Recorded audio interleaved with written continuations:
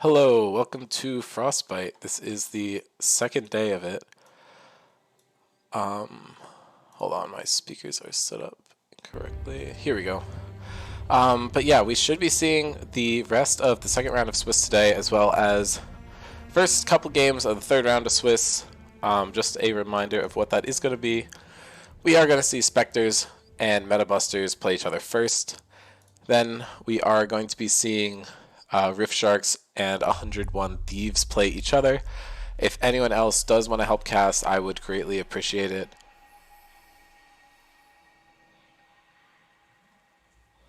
But anyway, I'm going to give it like a couple minutes, and then we can hop right into game.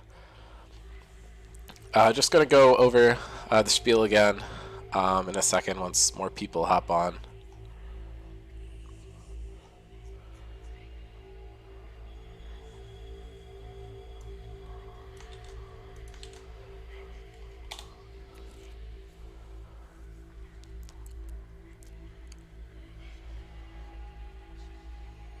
But yeah, Spectres is going into this next game with the advantage. They do have a win already. Metabusters not doing as hot. They did not end up winning their first game, so they will hope for better luck going into their second game of the tournament. And I am currently working on getting the replay pulled up so we can go ahead and watch this game.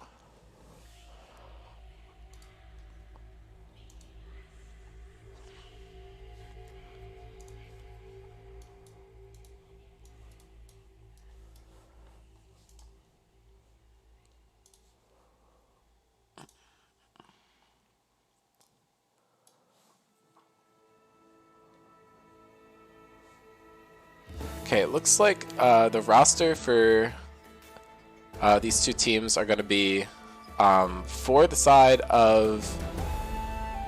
Hold on, let me turn that down a little bit.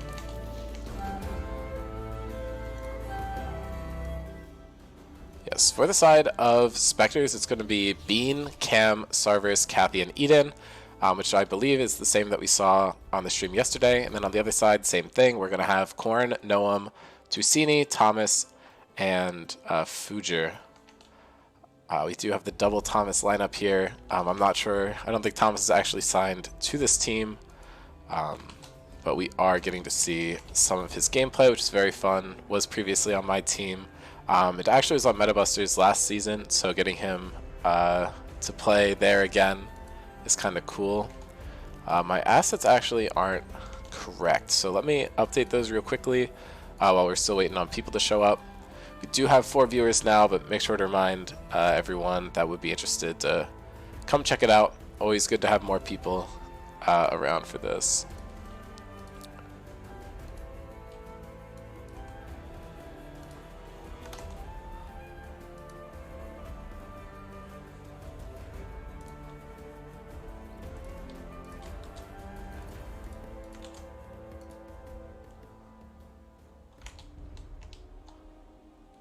Okay, and now we should be good. Yep, perfect. Okay, so we are just going to hop right into game here. Looks like we do have a very interesting matchup in the mid lane. We have Ivern versus Akali, should be really fun. We have the Rengar-Ivern combo going here with Cam and Sarvis for the Spectres. We have Bean on Kale on the top lane. We got Aatrox on the other side. Not sure if this was intentional, but it's a bit of a cinematic matchup from the opening cinematic for the season.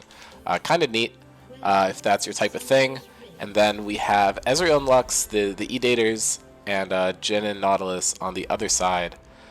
Pretty fun. Noam is playing a Mumu.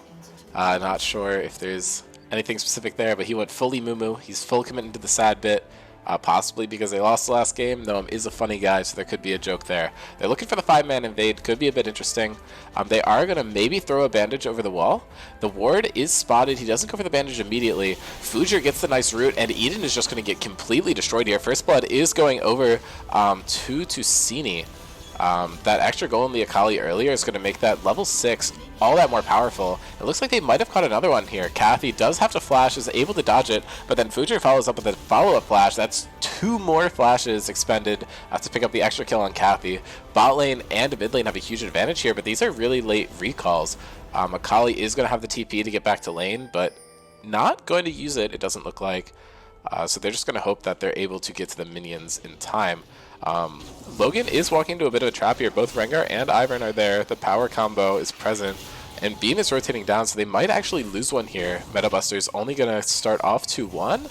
But no, Corrin just pops the flash, has TP, so he might not be in too bad of a spot. But Bean, looking to harass, does flash. And that flash is ultimately not going to get done what he needed it to.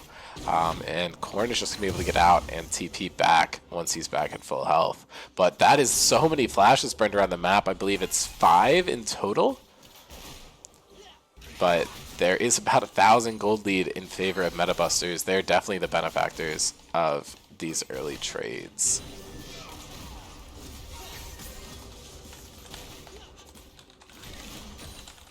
Fujer's fishing for a hook, but isn't finding anything.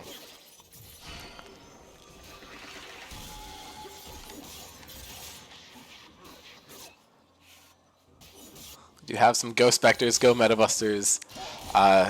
Cheers in chat, love to see it. Support for both teams coming out here. If this is your first time watching, okay, never mind. Huge engage from Fujer coming out. Does catch Eden. Eden falls down super low. Does flash. Is probably going to get away, but no one with the huge flank on a Mumu is able to pick up a kill. Kathy is going to live. The Lux double thumbs up. Just acknowledging that that was probably not what you want there. But yeah, this is a charity tournament. The charity that will be benefiting is the one selected by the winner of the tournament. Any subs, tips, or donations over the course of the tournament will go towards that pool. You can see the current tally on screen currently. And if you want to donate, that is the most effective way to get money to charity. That card is below the stream if you scroll down, and I believe that should work on both mobile and desktop, but let me know if it doesn't. Huge kill picked up by Noam here, and Saurus is in big trouble here. Tusini's fishing, and that Ignite is going to pick it up, but actually Thomas, the other Thomas, does sneak in there with an auto. Noam is here to join us. I will get my stream going for him so he can watch. You don't know what happens in this game, right? You definitely weren't a part of it. Not. Yeah, who knows? I forgot. Yeah. Well, you're off to a great start. Same with Thomas here. Both of you looking really strong. 0 kills on the other side. It's a pretty brutal start to the game. Yeah, it's pretty rough. The Rengar Ivern combo though, you can never underestimate it. Yeah, and once you get to the late game with Ivern being able to put down so many bushes, and I've seen some evil clips of Rengar this season. I think that Sundering Sword, or whatever the hell it's called, that guaranteed crit on his first auto, I feel like I've seen do a lot of damage. Sundered Sky, yeah. One-shot people. Yeah, I'm trying to remember if you built that this game. I think he went Hydra first, but I'm not sure. Tusini's getting mobbed on here. This combo that we were talking about is there. Cam walks back looking for it. That bush came down just a little bit late. He forgot that that Rengar mechanic was removed. He went for the cheesy little flash ranged auto that you used to be able to do, but they did remove that, so he's not going to be able to get the kill. Yeah, we were wondering why he did that. I forgot that that mechanic even existed. But yeah, I mean, Rengar's gonna perma-gank mid, right? You want to get kills, and the Ivern is the best way to do that. The lanes are so much wider this season that it's kind of hard to gank, so lane ganks and the bush setup for Rengar make that a lot easier than it otherwise would be. Yeah, I'm wondering how that's going to go for Rengar over the course of the season. He might just be a better top laner, but Coke comes down here. Kathy is rooted up by the Jhin. Double root coming out from Eden, though, which might save the play, but Kathy's so low here. Flash does come out from Fujer, and that is going to be a pickup there for Thomas. 3-0-3 to start the game. Meanwhile, I did manage to pick up the Void Grubs there, so 3 Void Grubs, and to what seems to be 2 pushing lanes early is pretty good. Yep. Drag is up though, and Rengar is around it. Yep. Thank you for the follow. I'm not even going to attempt to pronounce that, but they were rooting for Spectres earlier, so more follows from Spectres fans, always appreciated. And Valor with the gifted, or not the gifted sub, but Valor with the sub, thank you so much. 6 months in a row, love to see it. Valor just got here. What's the schedule for today? It is going to be this game, Spectres versus Metabusters. Next one up is Rift Sharks versus 101 Thieves, and the next 2 games are going to be from the 3rd round of Swiss. The participants undetermined as Bean gets a clean solo kill on the Kale using ultimate. Not a good sign for Metabusters there. Your one even lane is starting to fall behind. Yeah, but now Cam's hopping like crazy. Sarvis is falling down super low, but able to stealth himself. But Thomas is actually able to defuse the situation a little bit, picking up a kill. And now the other Thomas, we have Tusini running in, and you hop in on the back line. Kathy's falling down low, but everyone else is probably going to escape. We saw the little quirky Ezreal emotes. But that's what I love about this tournament. It is super casual, and people tend to have a lot of fun on stream, which I do really appreciate. Yep. Amumu Dragon Clear is not the fastest, but also super healthy, so no danger there. Depends on where the Rengar paths. He is currently clearing mid. He did pick up the Tiamat, like I remembered. This is villainous. This The is Hex Flash deserved. comes out, not even a hook to start off, just straight up hits the root. Aatrox gets to pull anyway. I don't even know if you need to hook the entire fight here. And Corn just going to auto attack to take that down as you pick up the dragon. This is a huge start for the Metabusters. Tusini's falling low here. Daisy will not be able to catch back up. Yeah, what you want to watch out for is Fujer getting another kill on rotation, but with Daisy up, it's a 2v3, so, or no, a 2v2, so it's not as advantageous as it could be otherwise. But the roaming Nautilus plays are very powerful here.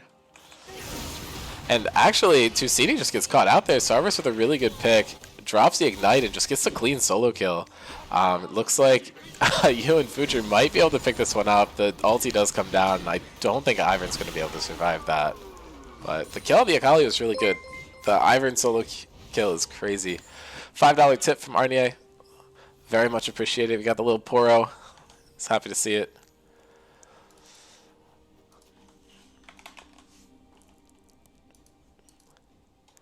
And I guess we see Hex. So what souls do you think would be the most impactful this game?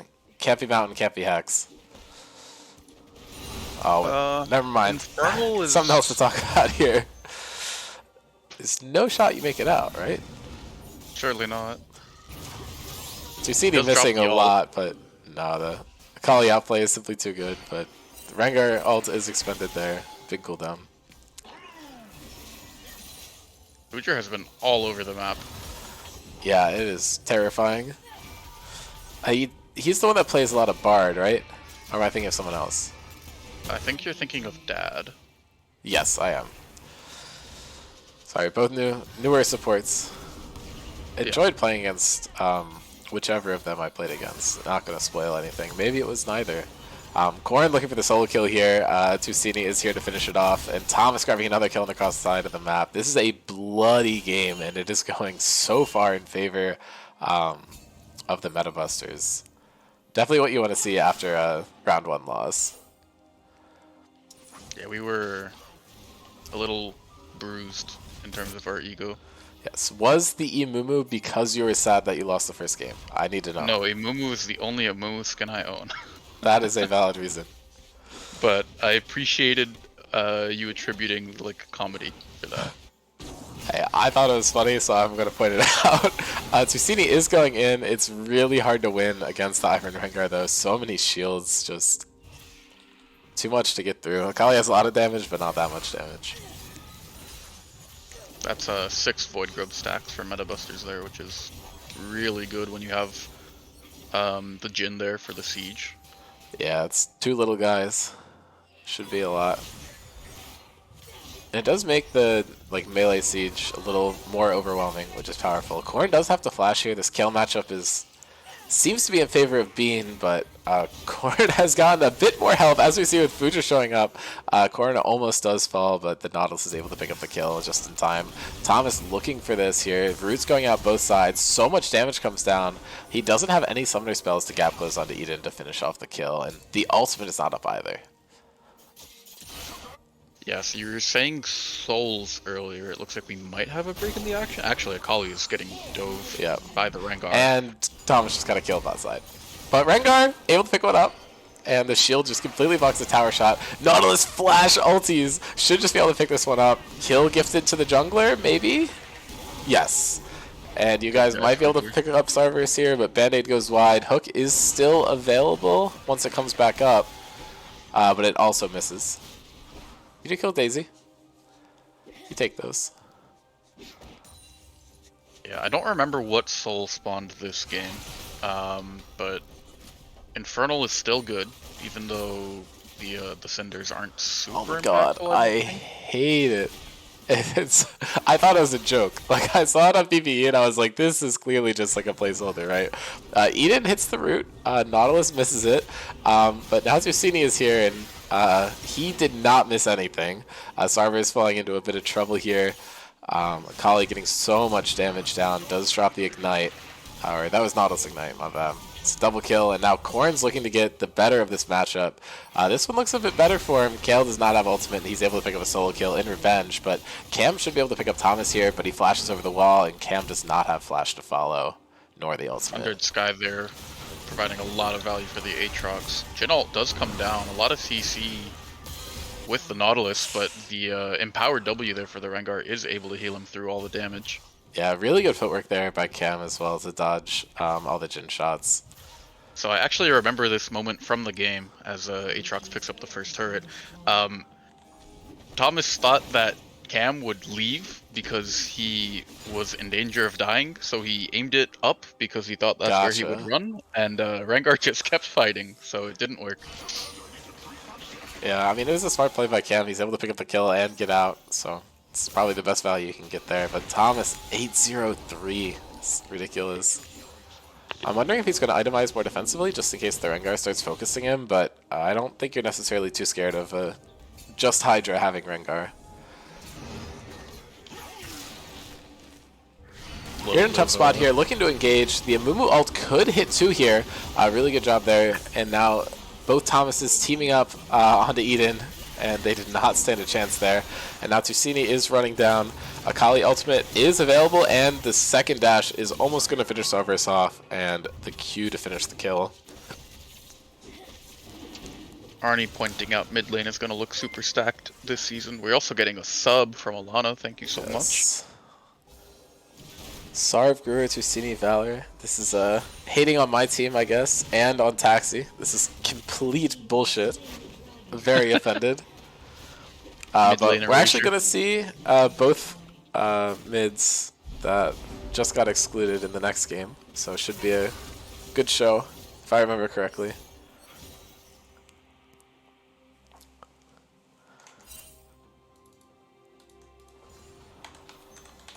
Alana, if you're here and you're watching, you should sign up for tonight.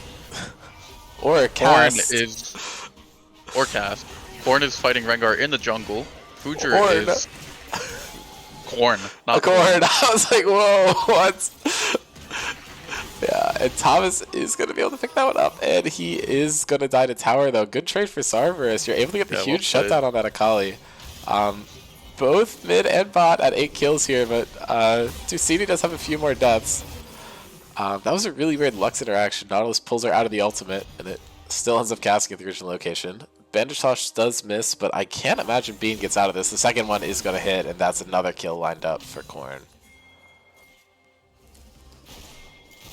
Sure you didn't say Ornn? Yeah. I'm never going to make that mistake after mishearing what you said. I'll pay more attention next time. Cam just walks right into a Nautilus and gets snared. And yeah, he's not long for that world.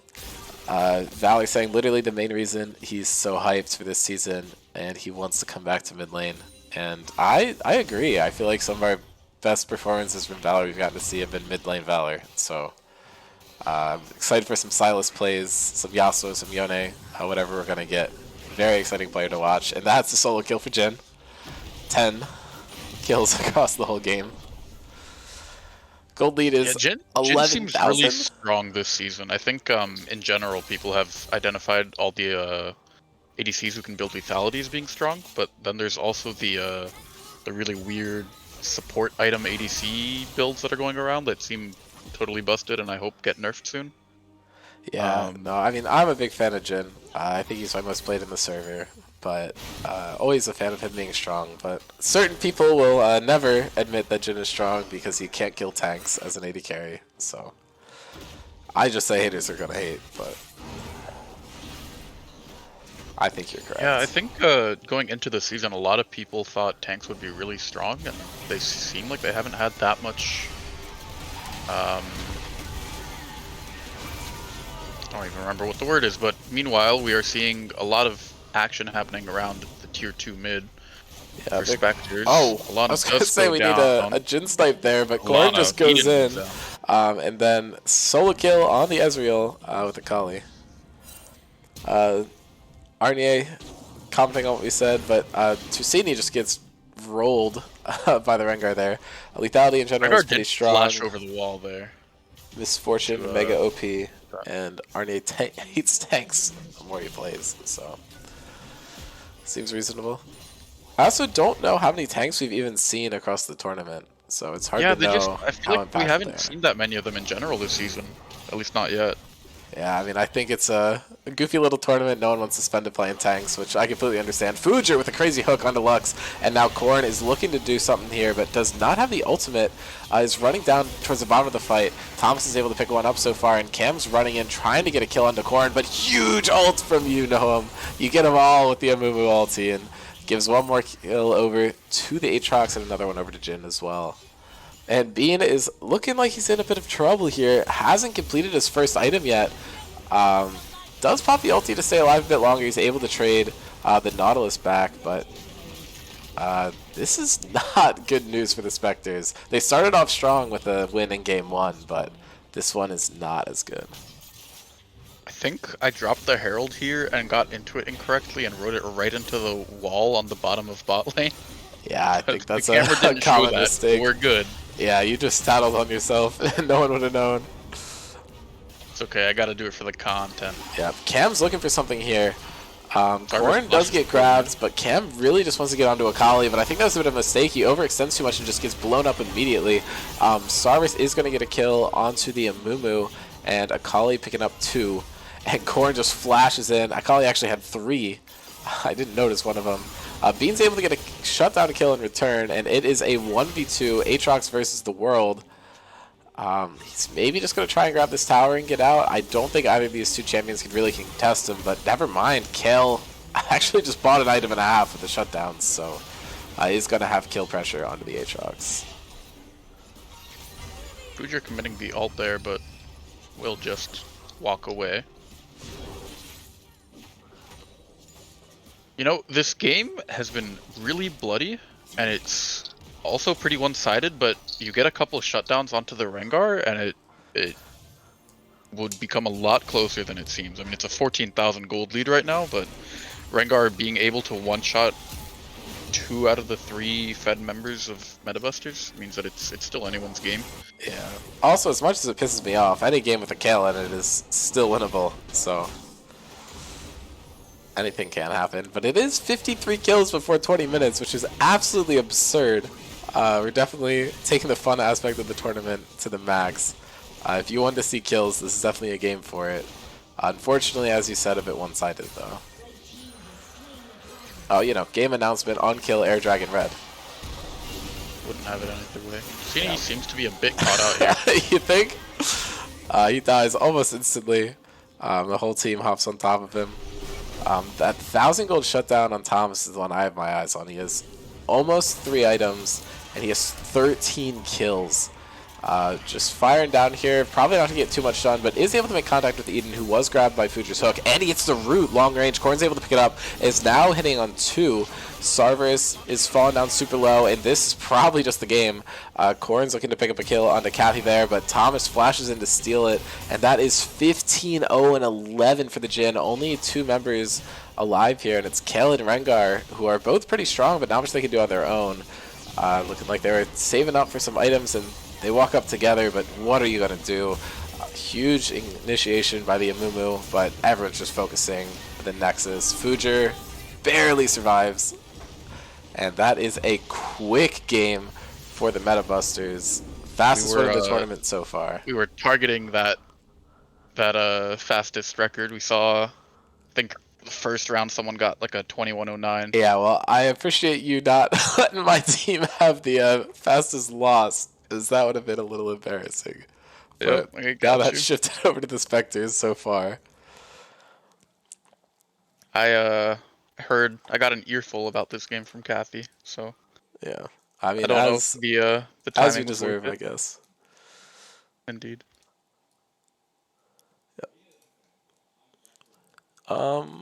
Believe I have the wrong standings, but this should be correct now. I think we were missing Andromeda's second win previously, but Andromeda is topping the standings here. One of these bottom 2 teams is going to get to 1 win, and then Andromeda is going to be playing against one of the 1-win teams, and then I don't know. There's so much that can happen because we're going to have 4 teams at 1 win, so the seedings is going to be a bit all over the place, but I'm going to try and get us in game for 101 Thieves versus Rift Sharks as fast as possible. I feel like that is going to be a mistake everyone makes so much, just because it's that extra syllable. Really going to get on people's nerves, I think. But we'll get there. We'll get better. Valor, if you're still listening, would you be willing to cast instead of me? Because I have to go do sign up soon. Valor casts are always hype, but... Indeed. Or anyone who's listening who wants to give casting a try, this is exactly the environment for it. Yes, of course. You can just hop in any call and I can drag you in here. Just give me a ping in general and let me know.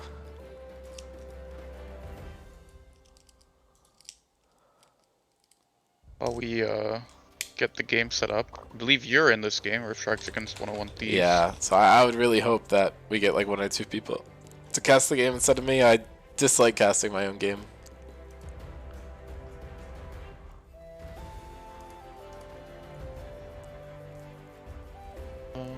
Trying to remember who's on what team. I think Taxi into Joel is always an exciting matchup. Yeah, that should be right. Oh my god, is there... That's really funny. Well, I think we have misspelled our charity. You sure did. Yeah.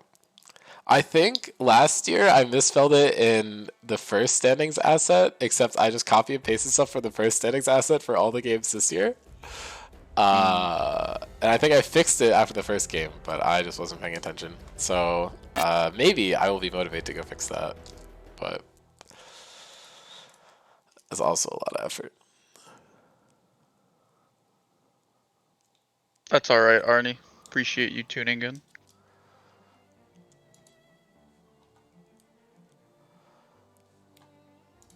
Yeah, I'm going to give it a couple more minutes just to avoid the self-cast, but we also do have about 30 more minutes until yeah, no, I could definitely cast, depending on how long this game is. Yep. You can at least cast the first half an hour of it.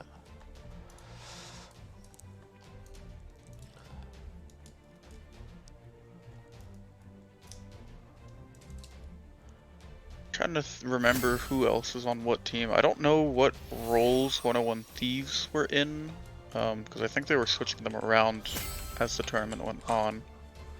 But Silico into Drago, if that does happen, is pretty exciting. Whatever lane Silico is in, I guess, if he's in top. Yeah, Drago I feel like Silico had been playing AD carry, at least from my knowledge.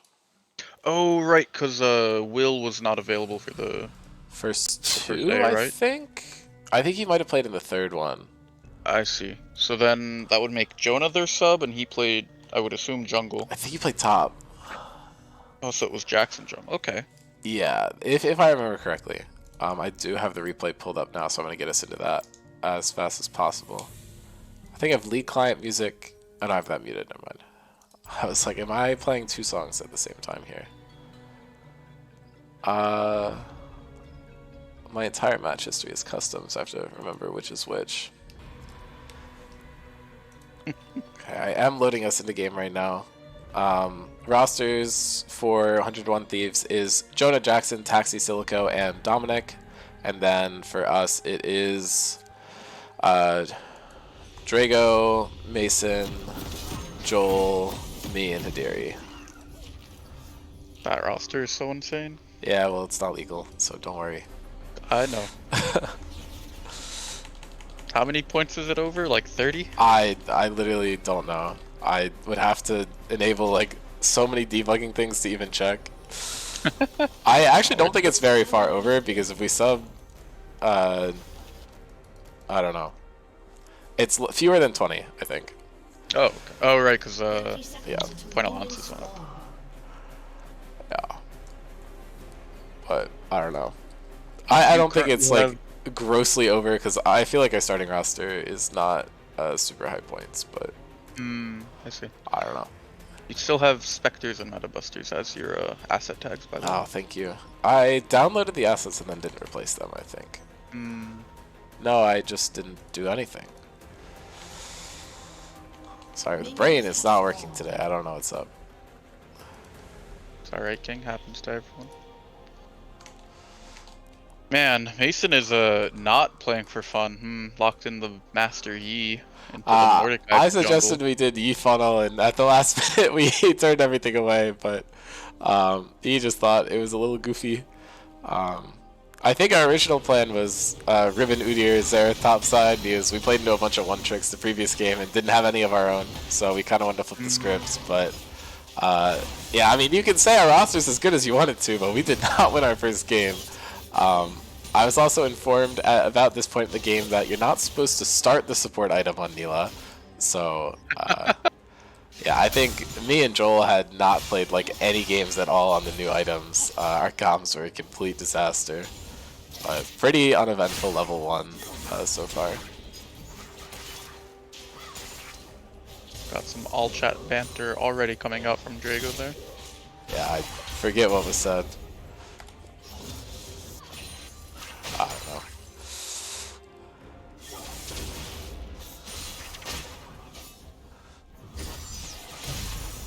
Yeah, Neela Raka is it's a good lane. Regardless of what people say, I really don't enjoy playing Neela. She's simply just good. So if I don't have anything in mind and people are like, go for it, I do. Crazy flash from Drago there, able to pick up the first blood at about 2.5 minutes. I don't know why the game volume is so much louder than it was last game, so I am going to fix that real quick. I can't hear it at all. That's okay. Lucky you. This Zed Morg lane is certainly something.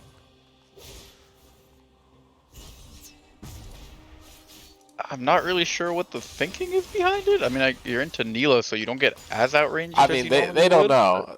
Like, it's blind pick, so they did not know. But Right. I think Silico just likes Zed. I really don't think it's that deep. I don't know, he played Orianna previously, so I think he's just trying to have a good time, which I completely respect. He has some crazy ADC picks in his history. I believe Graves is there. We've definitely seen some Teemo ADC, so I don't think anything is out of the box for him. Definitely. He is even in CS, which is pretty impressive. Hey, it's melee into melee, so... You have a free CS on on both of your laners. Right, but look how many Soraka has. Yeah, those all count for you. Not all of them. we were splitting, well, that's on I Hadiri. think. Whoa. Taxi is first to this river play, Yeah, but Joel does land the stun, and it looks like the play will just fizzle there. yeah. To my credit, I was getting reduced gold from minions, so I stopped farming pretty early. But also to my detriment, that's completely preventable because you're not supposed to start the item. I don't know. I'm not gonna lie. I literally just saw Evan and Psycho Carrot do this, and I was like, okay, that's it. Two can play this game. But I don't know. I'm just a Hugh magnet for Morgana, but Dominic is just a good player. We saw in his previous game how he just simply doesn't miss. Good gang from Jackson coming out here. I believe Hidiri is the sacrificial lamb, but it's also possible that we both get away. Yeah, the heal does come down, keeping you both alive. Joel is staying in mid, pretty low. He has TP, so should be able to back soon, get some gold spent and come back to lane, no problem. He is electing to stay though. Mason is doing the Void Grubs at the moment. Good call. Saw Mordekaiser in the bot lane, so you know it's uncontested. Yeah, I mean, I am not personally sure about the strength of the Void Grubs. It feels like if you do get that 5 or 6, they're super powerful. But if you know that you have enough strength early game to get at least 3 of them, they might not be worth sacking a dragon or something over. But we'll kind of see how the teams adjust to it as the season progresses. I think not everyone has the same mindset on them right now, but I do think they're considered pretty strong. Personally, it feels like you feel the impact a lot less if it's hard for you as a laner, like especially in early lane to siege. Yeah. I think the impact on champs like Caitlyn, where you can just hit the turret for free, are really strong. But if you're playing someone like the Neela or the Zed, you're not going to be able to step up and hit the turret. Yep. And Drago is just going in, does hit 6 there, pops the ultimate, and that is a easy kill into the Pantheon. That lane should be pretty Pantheon favored, I think, but Drago does know his road matchups, so he's putting some work in. And the true damage here, after you get the solo kill, is really impactful because you can ignore all those plate resistances with the true damage there. Oh, okay. Yeah, I wasn't thinking about it that way. I guess it is more impactful in the early game and kind of falls off as we get down later, but Yep. Mason caught out of it there, does have to flash. The Xerath ulti hitting all 3 of them for the first couple shots and is actually just able to completely take out Dominic. Not much you can really do there. And I do show up here, pop the ghost, pop the flash, trying to get Jackson down super low. The shield is about to expire. Should be an easy pickup. Silico also here drops so much damage down and is able to flash the Neela ultimate, but the healing coming down from Hidiri is crazy. But now Taxi's here, does pop the ultimate, should be able to pick up the kill, does get it. Silico and Taxi both super low, and now Mason's here in the fight, is able to pick up one, and he is trying to run down Taxi, but this is a really hard one to get. That Taxi, like stopping the movement there was really well played. Yeah, it was a nice way to dodge the Xerath. Yep. Good recall cancel there by Jonah. Does throw the Comet Spear right at Drago as he's attempting to finish the channel. And Dominic is doing a really good job harassing Mason on the red buff here. He does get the smite and then just passes directly into the Morgana Q, which locks him down pretty severely, and Silico is able to pick up the kill there. Pop the ulti too. Yep, and Jonah goes for a flash Q, and the Ignite is going to be able to pick up Drago, but it is a 1-for-1, but it's an execute. Really well played there by Jonah, able to get a revenge kill in a matchup that has not been going super well for him.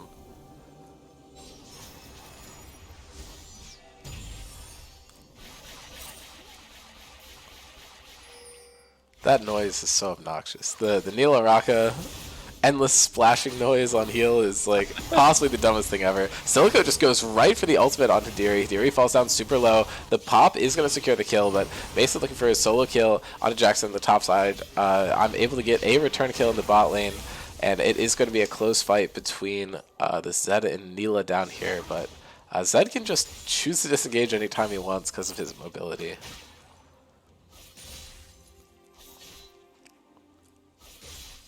Looks like Drago has picked up the Eclipse first. Has not even purchased boots, but early item spike there will Yeah, and help snowball the Taxi's just lane. going in, taking a bunch of tower shots there. Joel almost gets out with the flash, but forces the 1-for-1. Celsius Akali out long enough. And the ult does come down from Drago. He's looking for this. And boom. Easy.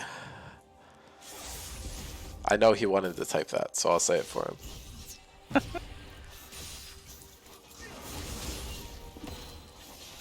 I just found out about the fist bump there, I think. I think it's a little stupid, but is what it is. I think Joel said something about Dota, and then Mason called him an old man, if you want a little calm insider. But Mason did get some Void Grubs there, but only one of them. Jackson is now looking to pick up maybe a kill onto Drago and the rest of the Void Grubs, but Drago's in a really good position here, is almost able to secure it. Akali getting so much damage down is actually able to trade there. Akali has the opportunity to go for some of the Void Grubs, but looks like they're just going to leave him undisturbed. Akali does not have the ability to clear out a lot of little things. The Q not doing enough damage this early in the game. Deary is getting hit by these long-range roots from Dominic. Dominic's so good at Morgana. The Neil ult does come down, same with Zed ult, trading across the board. Xerath ulti able to pick up one, and Silico just keeps moving around, dodging all of the Xerath ults. And should be able to pick up Deary here. Yeah. He made it Does close. drop pretty low, but will go down in the end. Looks like Void Grubs are still being fought over by the junglers. Yeah, we have 5 now at this point. Over. Mason is likely just going to die here, and they should be able to secure the 6th for themselves. I take it back. Mason is forfunning it. Oh yeah, no. I'm telling you, our comps were a nightmare. I feel like we went in with the mentality of, I don't think our roster is exactly legal, so let's just not talk to each other the entire game. It was a little goofy, but I don't know. Everyone playing our own game. I don't think it's the best practice for us throughout the season, but we will see. I don't know. We did have a realistic roster for our game on Sunday. So, looking forward to showing you guys that. Now Drago is going for this play, gets the stun, has the ultimate, and Jonah is not long for this world. And we do see the little void creature helping out with the tower. Dominic does just go mid and drop the ulti, but Joel's able to trade so much damage back. Mace just immediately flashes in on him, doesn't want him to get out with low health. Taxi hiding in the shroud for as long as possible, but this Master Yi is going to do so much damage. Drago trying to get a kill, but is just solo killed by the Mordekaiser in the top side in exchange for the 2 kills that went down mid. And now we have all these little void goblins. What are they called? Void mites? I believe so, yeah. Yeah, we've all the Void Might siege in the tower in the mid lane, and now Pantheon has showed up. I did immune Joel from auto attacks there, so the damage is not able to go off, and Jonah is just going to fall, and the tower will be soon after. We are seeing the Void Grub benefits there. Normally a 5th plate tower does not go down that fast. Yeah, especially when the 4th plate was taken by more than one champion. I feel like that is an effective plates that not many people are aware of. If you take a plate with more than one champion present, it gains extra resistances for a short period of time. Absolutely. I don't know. Joel back on comfort here. Doing pretty well so far this game. Mason, you could say he's a bit comfortable on Master Yi. Almost got that million. Points. Silico, huge flash Q, is able to pick up the kill on Deary there, and we are coming for revenge. The spell shield is popped with a single W, and now Dominic is just dead. Silico taking so much damage for the ulti, and now Taxi is looking for the kill onto Joel. He runs under tower to try and survive. Taxi's falling down super low, and Joel is down to nothing. I'm chasing Silico on the other side of the map, and I'm not going to get him. Storm Surge there did not quite pick up the kill, but the flash Q is enough, trading his life for the Xeraths. Yeah, and I cannot understate how how beautiful of a play that was from Taxi. He just flashes through the Xerath stun to get the Q and the kill. It was amazing. And then Silico kills me. Also amazing. I will give him credit for that one. I'm not going to be salty. Riven is stepping up aggressively again. Does pop the ultimate. Holding on to the ignite though. And I lied, that wasn't the ultimate, that was the W animation. Yeah, I don't even know what skin this is. Is Dawnbringer or something? Like, I don't even know. I think it's Broken Covenant? Maybe. It's definitely a chroma of something, but I don't know. Absolutely just styling up there in the top lane. Does have 6 kills. And Mason does just get picked up there. I don't think he was expecting the damage. Riven does come down to try to look to grab the Rift Herald, but Jackson's able to pick it up. Well, if you wanted a bloody game, but that wasn't one-sided like the last one, you are getting that here. We have 33 kills so far in 14 minutes, and they're pretty much evenly distributed. Rift Shark's only up about 2,000 gold at this point in time. Hey, your asset for your charity is correct, even if it's not in the standings. Yeah. Well, that's their logo. I would hope they got it correct. Yeah, I will be fixing that as it goes. I just forgot that it was wrong last year. I'll do better. And we are looking for this kill onto Jonah, are able to pick it up. And now Taxi's looking for Adiri, dashing around, is able to pick it up. The Seraph bomb is just raining down. Kali has so much mobility. Possibly going to be able to get out, and then Joel just smacks him with the Q, able to pick this up. Drago is 1v1ing Silico in the top lane, runs away from him, does pop the shield, but Silico's able to get the solo kill under tower. Riven does need to get right on top of you to land that stun, and Zed can just space. You know, the Zed ADC is kind of working. He's 7-1, has 2 items already. Will looks like pick up another turret here. Yeah, honestly, I feel like even in more serious games, Zed is one of the funny ADC champions. Has always been one of the better ones.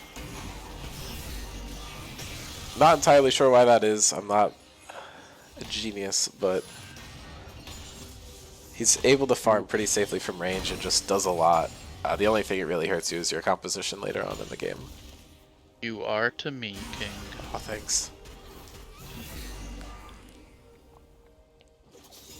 Jackson has quietly picked up a 200 gold shutdown here. Yeah, he has a huge farm advantage too. I will tell you, base loaded the game, saw Mordekaiser goes, this is easy. He doesn't know what's coming for him, and then proceed to get solo killed by him a couple times. So, and now Joel is getting Mordekaiser ulted. He's trying to get some damage down, but he's just going to get picked up. I don't think there's any way you can win this. Hidiri and I are coming on the flank here, but it's a really split fight for the Rift Sharks. No clear targets. Drago might be able to pick up a solo kill here. Does burn the ultimate already. So it's going to be rough. Is able to pick up one. Now he's fallen pretty low, but Taxi taking so much damage from Master Yi. And now Dominic just gets flashed on. Mason gets CC'd for so long. They're able to pick up one down there, but now me and Hidiri do enter the fight. The ultimate is only going to hit onto Mordekaiser. Taxi falls down super low. He does die once, but Silico, so much damage on the Zed, and Hidiri is not going to win the 1v1 versus the Mordekaiser. The flash coming out. He's staying alive Almost for a while, escapes. but what is it called? The Dawn Star? I don't remember what his Q is called, but it does finally pick up the Soraka there. Oh, you mean Mordekaiser Q? Yeah. Shoot, I should know. It's the name of a famous metal song, because all of his abilities are. But it is... Okay, apparently searching Mordekaiser Q does not tell you. Obliterate? I might be... Oh, okay. Oh, I think they changed the names. Maybe the old names were... I don't know. I don't know that much about metal songs, so maybe they still are. I don't remember what his mace is called. I think it's like Nightfall or something. That sounds right, yeah. Yeah. Valor's saying, I believe about Zed, he's a lot like Yasuo where he can farm safely, and at level 3 he's a threat to a lot of comps. Yeah, that makes sense. Yeah, also anyone's strong when you're 9-1-2. Silico just playing better. That's the secret to most games. Just has better hands. Yeah, Zed is also pretty strong. I think he started off really weak, and then they gave him a buff, which helped him out a lot. But this game is pretty even. The extra dragon is pretty much canceled out by the gold lead. And Taxi basically just one-shots me here, except it doesn't really matter when you have Soraka. The extra healing from Neela passive is so impactful, and Xerath does show up to try and finish this off, but we don't have anything long range. I do flash on him, which forces his flash out in return, and we're just going to accept that trade and walk away. Yeah, Soraka is annoying even in regular comps. When you have the Neela there to amplify your healing by that much, it's so frustrating for the enemy team. We see Taxi is pinging it to his team. Yep, and Drago Drago is going picking up in another here kill on- here. What a guy. He's also picked up the Shojin. Shojin got changed this patch. Let's see if Silica will survive. He will not. Will fall to the Xerath ulti. Shojin now gives you increased damage on your abilities per stack, I believe up to 4 stacks. That is crazy. Don't like that. Yeah, Joel picks up a nice overall, it's not 1,000 as good. gold bounty. I think we might have forced him to buy heal cut with it this game, but we'll have to see. Saying Shojin's weaker? I think overall, yeah, you get a little less ability haste, just because they toned down ability haste in the whole game.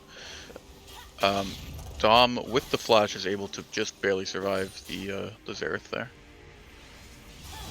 Yeah. Now Drago is in a 1v2. Not sure what happens on this one. Taxi caught in a 1v3 and is able to just get out. This Shroud is really powerful.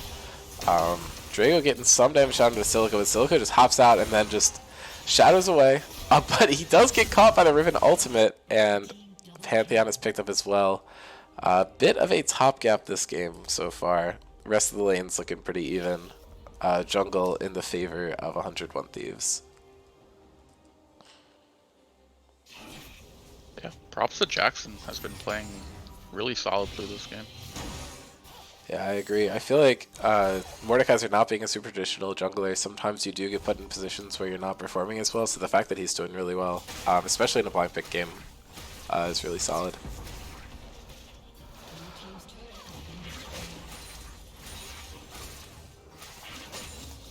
I will unfortunately have to head out in a few minutes for sign-ups, so once again I'm asking if there's anyone in chat who's able to cast. Give you Soraka healing, coming in clutch again. Dean is just healing through the entire team, picks up a double kill, will eventually fall to the Akali. She just has too much burst, not much I can do there. Xerath getting in a lot of work. Hadiri and Mason are just going to follow the Mordekaiser. There's not much you can really do there. He's so tanky at this point in the game, despite not really having tank items. But the Tabbies are pretty much just completely shutting down Mason, and Soraka doesn't have much damage to speak of. Jackson just hit Mason with the Mason emote. Did he M7 him? He sure did. That is really funny.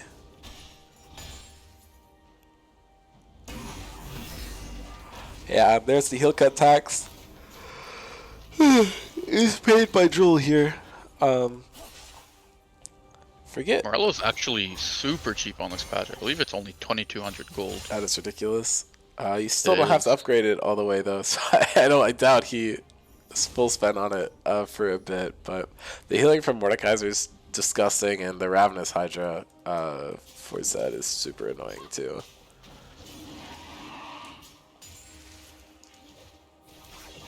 I feel like Dominic's mechanics have been really good in the 2 games we've seen from him so far. Not related to anything, but I just noticed something earlier that I want to comment on, but I forgot. But Taxi taking the long range E2 does go into the entire team. Was looking to pick up the Soraka before the fight, but isn't ultimately able to do it. I'm just hopping right in there on the Neela, dodging the Morgana Q, falling down super low though, getting a bit baited. Mordekaiser's just able to pick me up, but now Mason gets a much easier fight with a half health Mordekaiser instead of a full health Mordekaiser. Is actually able to pick up the shutdown, 700 gold over, and now Drago is going in on the backline. Silico falling down super low, did heal a lot from the Ravenous Hydra. Mason's desperately looking for it, is able to pick it up. Drago does get the kill credit and is able to pick up a double kill onto the Pantheon, finishing that off. He has 13 kills. Huge player in this game. So far ahead on Riven, and the Dragons are going to even out. Without the Oblivion Orb on the Xerath there, the lifesteal or the Omnivamp on the Mordekaiser Riftmaker maybe keeps him alive long enough to kill the E, so yeah. The healing there was kind of ridiculous. Yeah, Silico also did get tapped in it in that fight. It probably prevented him from being able to just go back to one of his shadows. Good purchase there. Yep, for sure. With that, I will have to head out, but I will have the stream open. Yes, appreciate it. Yep. Yeah, I'll just beg for anyone to cast periodically. I would like some help. My voice is kind of shot, and I don't want to cast 2 more whole games, but it's what it is. I will be here. Good luck, King. Later. Yep, bye-bye. Good luck at the games. Thank you.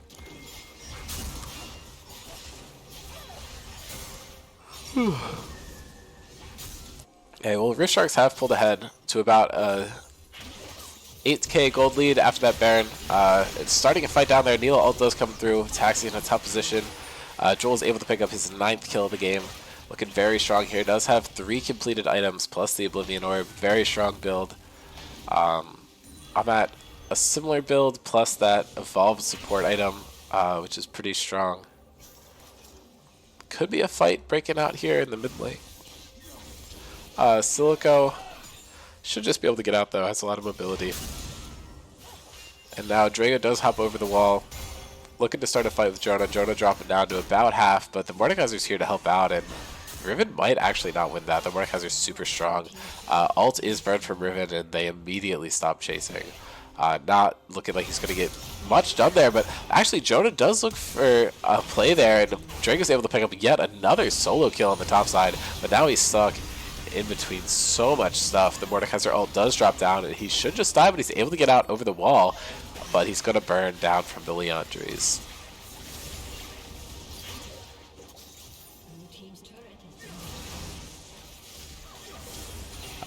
And Inhib is going to fall there. Joel flashing for nothing, unfortunately. And Mason is looking for this kill on Dom, and it looks like the game might just end here. The Baron buff is so strong. 3 members down with the side of 101 Thieves. The ult is going to pull in the Mordekaiser. And now there is a Yi and a Neela on tower, and that's so much damage, especially with the 5 Wood Grubs picked up. And this game is just going to end. The Baron results in the rest of the game. 1 more death for Pantheon right before the game ends, and that is going to wrap it up.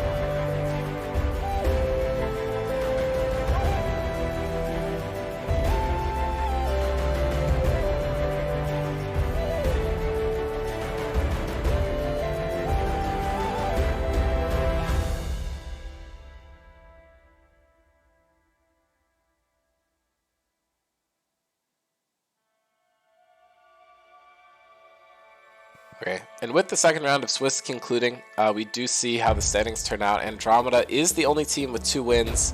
Then we have 4 teams sitting closer to 1 win. I believe that is Spectres, Rift Sharks, Metabusters, and Mass Valorant Pirates. And then 1 team is unfortunately at the bottom with 0 wins, that being 101 Thieves. And then we should also be able to take a look at the next matchups once we do sort these standings into the correct games. Just give me a second to fix the spelling of the thing. Apologies again for that. Is going to cause a couple slight delays, but dumb mistake on my end. And with these standings updated, we are going to see the 2 games that we'll see to close out today. And they are going to be Andromeda versus Spectres up at the top, and then Rift Sharks versus Metabusters to close out the day. And we'll be starting off the Wednesday stream with MVP versus 101 Thieves. I think, unfortunately, that means no MVP games today, but it means you get a lot of MVP games on Monday and Wednesday, and will not spoil results by saying if there are any on Thursday. So apologies for the MVP fans who turned in today, but we love your team. Just a bit unfortunate how the standings did turn out. But going into Andromeda, solid 2-0 start. No other team doing this. They've been looking really good. And Spectres had a really strong start and then had a bit of an unfortunate second game. So they're looking to prove themselves by getting this win here.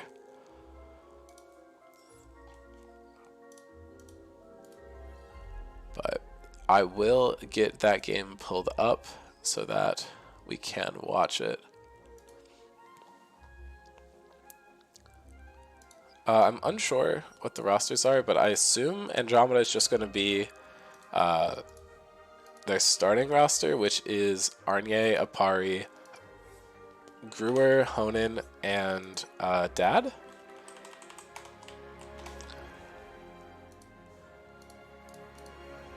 And then Spectres, I would imagine, is the same roster that they've been playing so far in the tournament, which, off the top of my head, is Bean, Cam, Sarvis, Kathy, Eden? But I may be wrong, so forgive me if that is the case.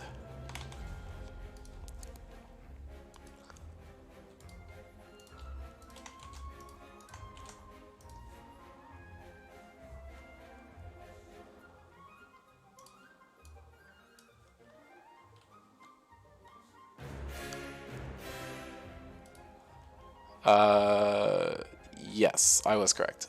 So we should be hopping on the Rift any minute here. I have not seen this game. Should be good. Some mention of Canadians in chat. I don't know who the Canadians are off the top of my head, but is fun. Got some Australians as well, if I'm not mistaken. Hearing Dean's voice makes me miss weekly podcasts. Thank you so much. I really appreciate that. We're hoping to get one done Thursday after we wrap up the tournament stream. Should be nice to give like a little preview of teams, but I don't know. We're still trying to figure out with Mason's work schedule. We might have some bit of a different timing on it, but they definitely will be back for next season. Yes. Okay, here we go. I think this might be our first mirror match of the tournament, but this is what we've been waiting for. Gruer and Sarveris agreeing to do the Twisted Fate mirror matchup in the mid lane. I think we are maybe expecting to see this from Joel and Taxi previously, but neither of them ended up picking it. So this should be really exciting. We have Brungle and Janna rounding out the top side for Spectres, and then we have Lucian Sona on the bot side. And then Kennen, Kane, Misfortune, and Thresh. Dad and Honan showing off that they can flex around a bit. Honan is going on that signature Thresh of his, and then Dad playing some Misfortune. This first strike, I believe, is probably going to be a lethality focus setup, but you're definitely looking to get some poke damage down with that rune. Cam bringing out the Brungle. Always a fun pick to see.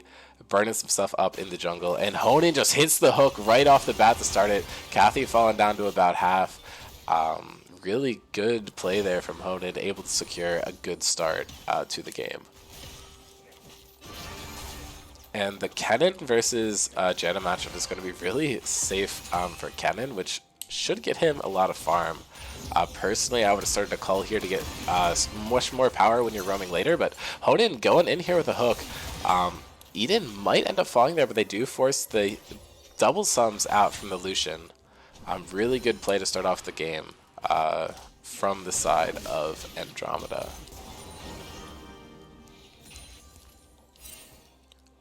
It really is up to Bean how well he's going to be able to pressure across the map. I wonder if we're going to see more of a roaming style or just funny mage top. Arnie going in looking to get some damage there, but is only able to get one stack of the lightning orbs, so no stun in that combo. Kathy does get flayed there, but Honan unfortunately hitting a minion, not able to find a kill. And Honan and Dad are both super low health now. Sona Sustain might actually give the Lucian the advantage in the lane. Both of these ADCs super early game focused. You do not want to drop down to low health in this lane because either of them can kill you. So far, the Twisted Fate Mirror matchup going into Gruer's favor. Being a bit better in the CS department, although not by much. Both TF players probably going for an AP focus setup. I saw that they are buffing crit Twisted Fate, which could be a bit interesting. I think there's like now crit scaling on the W, and on the passive I think can crit too, which is kind of interesting. I wonder if that's going to catch on, but I played a lot of ADTF when I first started playing the game, so I might have to get some games of that in. Gruer playing down towards the map. It looks like we're going to see a 2v2 come out mid. Sarvis does hit the gold card, but they're just not in range to follow up. But now both of them do walk into the Brand W, which is kind of bad news. Gruer is just going to back out here. Sarvis looking to throw another gold card. Does flash, but loses vision. Has to drop down the ward. Sarvis getting the advantage so far here, but a lot of that is just due to Brand being the stronger jungler at this point in the game. Apari doesn't have form yet.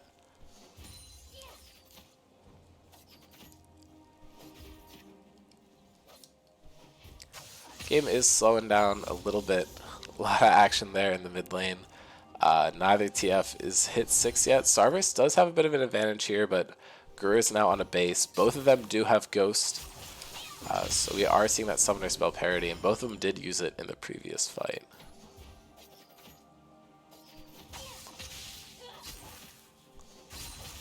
Arnie actually down a little bit of farm to Bean here. Bean got some nice Janna skills going on, but much bigger wave is heading right towards Arnie, so he should be able to pick a lot of these up under tower and kind of close the gap out a little bit. But the poke from Bean is brutal. Arnie in chat saying, Janna's top made me want to eat sand, and yeah, I can see why. I did not realize it was good as a non-roaming pick. But the Sona has rotated up for grubs. Red team has picked up 1 grub so far, maybe 2. And they're looking for a 3rd, but no, Apari's able to steal one away.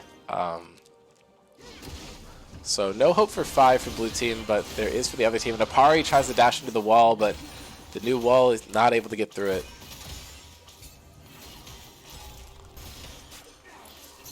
Okay, huge hook here for Honan, flips in, and the poke is coming down, but Kathy ultimately is not going to fall.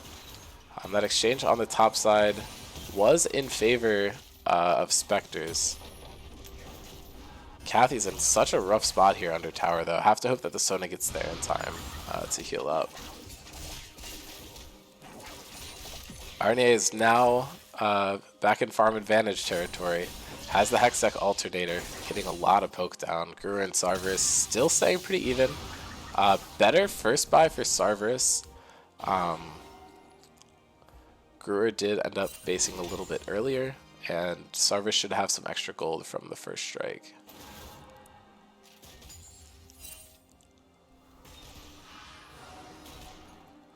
The only difference in gold is pretty much just the kill that went down.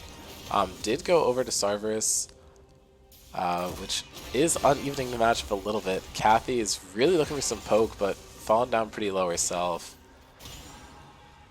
This game is so much slower than the last two that we saw today, though. Those were complete bloodbaths, and this one is a bit more measured from both teams. Sarvis does have the ultimate, was walking down a little bit looking for something. Gruer also does have his available to him. Eden face checking a little bit here, but decides against it. They do not know that the Kane's in the bush, but good play around it. But Honan just goes in for the flay and gets the hook, and Apari is here to try and get the play. Unfortunately, missing the W, not able to pick it up. And now the TF port is coming down from Sarvis. He gets immediately exhausted, is able to get a stun down onto the Thresh, but no one's really there to back it up. And now the other TF is here, hits a stun card on the highest health member, and the Q almost picks up both Sarvis and Kathy, but 2 TF ports and no kills across the board.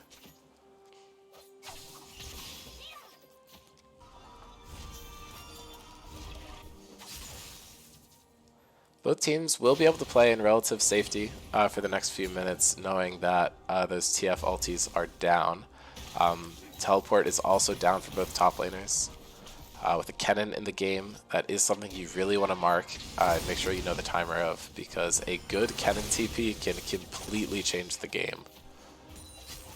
Very impactful ultimate there, and if you get a good flank, it is brutal. First Dragon is looking to be secured by Andromeda, so Spectres is probably going to try to leverage the Void Grubs for their side. Chemsol isn't necessarily great for anyone on their team. If we do see another Red Cane from Apari, he's going to benefit from that a lot. Same with Thresh, kind of, but nothing crazy. Cam looking to get some poke. It is dodged out by the enemy team. Bean once again has poked Arnia down quite a lot, but now Arnia goes in with the ultimate, and I don't really know what Janna can do here.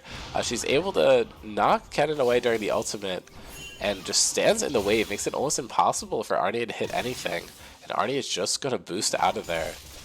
Ult for ult trade on the top side.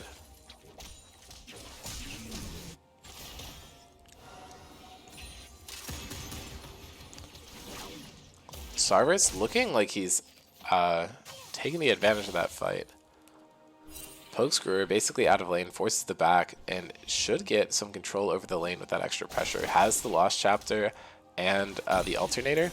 Looks like they're going for very different builds here. Gruer probably going for a Roa here if I had to imagine, and Sarvis maybe Ludens? I'm not really sure. Cringe not playing ADC Janna top. True. It looks like a tank build, actually, which is really funny. If I think tank, I'm not thinking Janna. Arnie does go and misses the Q, which might just be enough to not get it. And yeah, the minion blocking the second one. Really close play there. Burns the flash, but ultimately he's not able to get the kill. We are getting reports that Bean's build is going to be something to look for, so I'm excited to watch it as the game progresses. There is a fight breaking out on the Void Grubs, potentially. Being super low, trying to heal up on some of these honey fruits. A crazy hook onto the Sona, does flash immediately.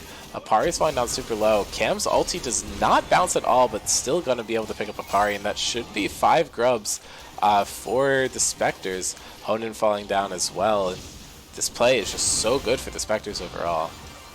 Arnie almost was able to steal that. And Kennen was able to pick up a kill onto Sona there in the pit.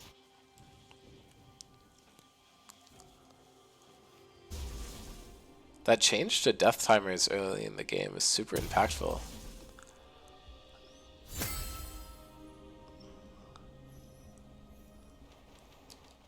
I feel like Sona's death timer is only like 10 seconds. Yeah, Arnie shocked that he was able to pick up that kill onto Sona. I think the Void Grub took Sona down. Or, oh, okay, never mind.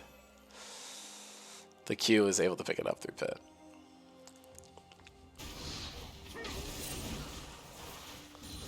The late notification really threw me off on that one.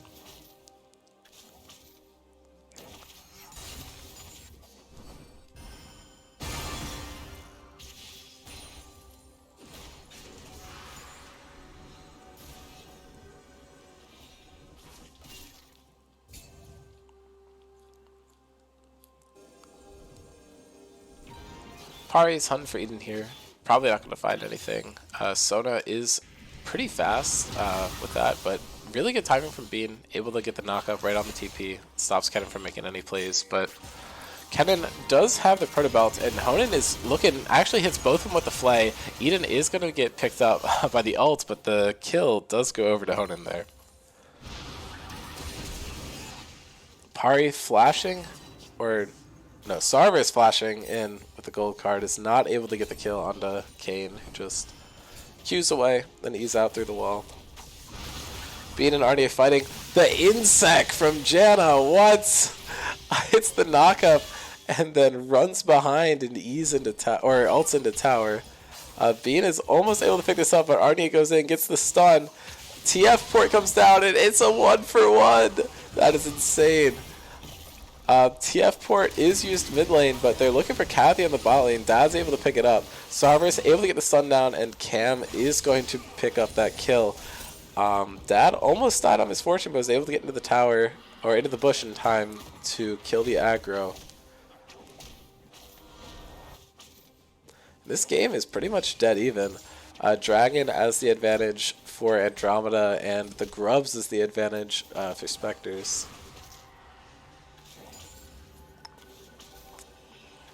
Some nice friendly banner in the top side. It's always funny when you 1-for-1 kill each other. Cam was able to steal that camp away. Definitely a jungler who's known for his frequent invades.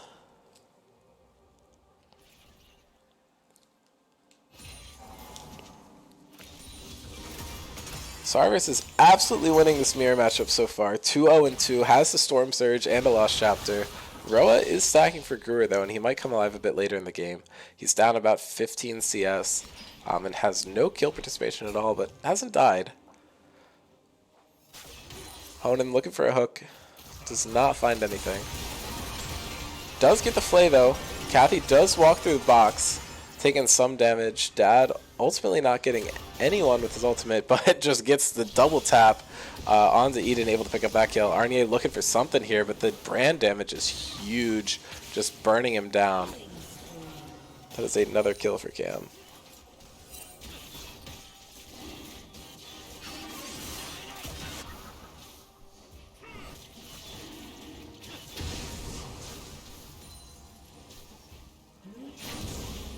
And Andromeda does pick up their second dragon of the game. It is a Hex Dragon, and the soul is Mountain. Not really any tanks in this game, so no one's going to benefit from stacking mountains, but that shield is going to be pretty helpful for both sides. A lot of poke everywhere. This Misfortune is winning out super heavily in the bot side of the map. Is 2-0-1, has the full collector. Sarvis looking for something there. Gruer just trying his best to survive. Sarvis has the much more aggressive Twisted Fate build and is just ulting behind. Gets onto a Pari who does immediately ultimate. Sarvis falling down super low. Both Twisted Fates die and neither of them get a kill. Apari is burning down from the Ignite, but should end up surviving. Cam goes over the wall. If he hits the E, it's over. He does just point and click right on top of him. Dad looking to get something done, but taking so much damage from Cam. The exhaust does come down, which ends up saving the Misfortune possibly. And Honan goes in, secures another kill for Dad. 4-0-1 Misfortune, and Eden should just get run down here. The slow from Misfortune comes huge, and Honan, second kill steal of the game. Absolute Giga Chad. Janna has just completed the Heart Steal, which I didn't realize was still in the game. I guess they have the band named after it, right? So they have to keep it. That's how that works. Something like that.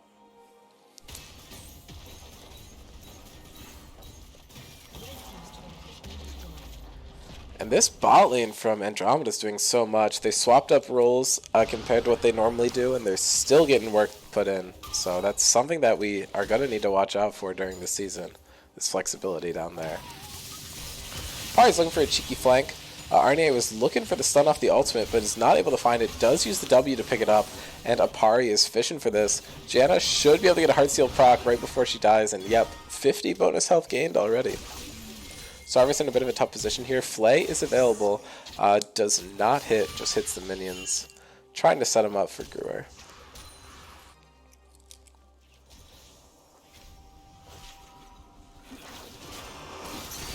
Huge hook by Hoden.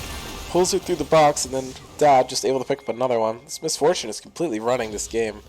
Arnie, huge TP flank onto one, unfortunately. And that is another kill for Dad, close enough that it counts as a double. Party's Vision here did actually go Blue Cane this game.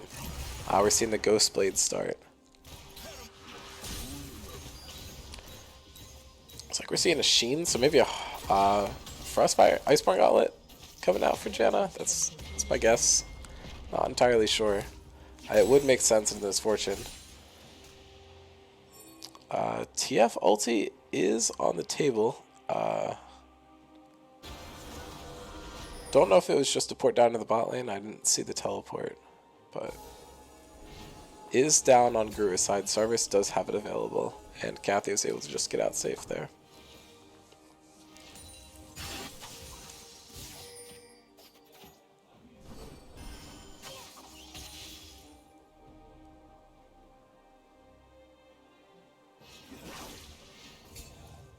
Gruer playing a bit careful there. Does see the Sona clearing the ward, but doesn't want to walk up too far without knowledge.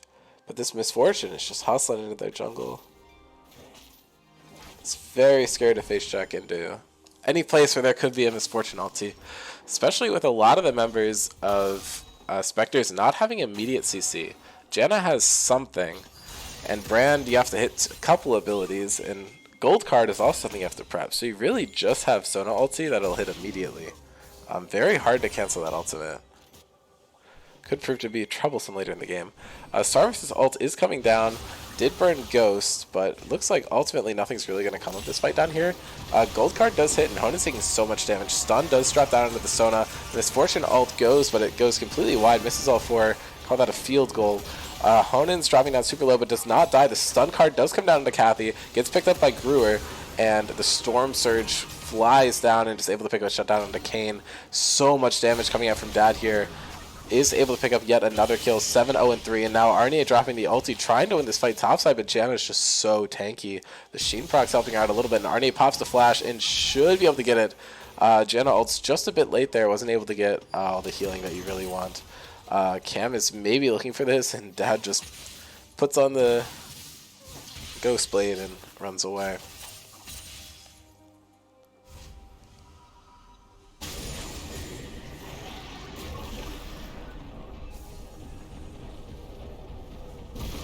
Sarvis does burn some Rift Herald health, hitting the tower. More of the Void Mites are spawning, just running towards the second tower. Spectres are really hoping to grab a tower or a dragon here, stop the sacking. They do commit a TP for it. Janna's going to be there, but there's 3 members there already. No TP available for Kennen. Apari looked for the steal, but Cam has that secure, game announcement on kill. Earth Dragon, red. You know how it is. And now TF Port is coming down, huge flank, gets the stun onto Janna, but she's a tank, so you're not killing her that fast. Gruer's falling down a little bit, so much burn coming down from Cam. And TF is ultimately picked up by it. Apari gets a kill, but is traded back. Dad's actually going to be able to pick up a quadra kill here, but no! Honen chaosing again! Oh, I love this man. 3 kill steals over the course of this game, and now Arnie's just going for the solo kill on Kathy under the tower. He's able to kill Kathy and the tower at the same time, kind of impressive. And Andromeda just all of a sudden taking a huge advantage off of that fight. They were able to completely clean up. Still think Sarvis has a bit of the edge in the mirror matchup, but this dominance from the Misfortune Thresh bot lane is crazy.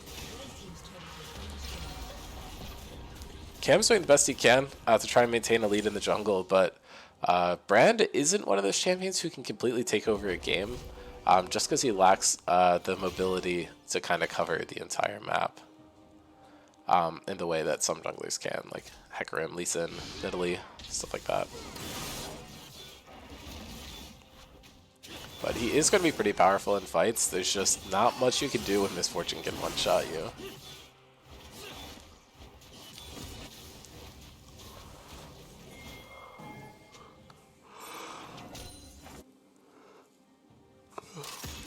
And Eden is caught out here.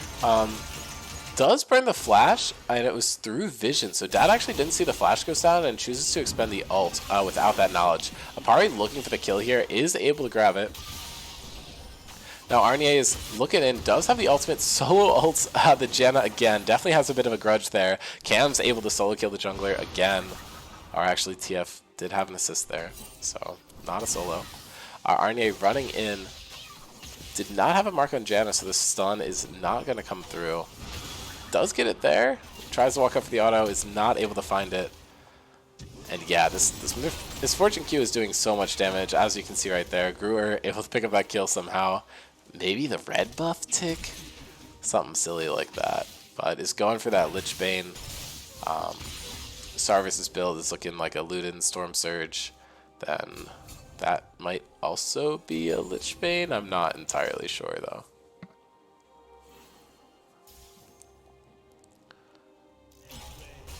Misfortune is nearing 4 items. It is a bit ridiculous. They're 2v3ing in base, but this Misfortune is basically an entire team. Sarvis just gets almost one shot, but the stun, just getting chained down there, TF into Sona. Really good timing there from Eden. Does have the Lich Bane first, a bit of a crazy build, but getting done what it needs to. The inset coming out from Bean again. He knows what he's here to do. The tank Janna putting in work, but is going to fall down to Honan. And now Gruer's here, looking to get into the fight. Honan does pull himself in, but he gets burned by Brand. But it looks like there might just not be a play here. Sarvis flashes in. Really good Zonias by Arnier, dodging it. But then Brand is able... No, Sona picks up the kill, actually. They're able to trade 1 for 1. Kathy is going to fall to the Kayn. About a 7k gold lead here. Baron is up. No dragons are on the table.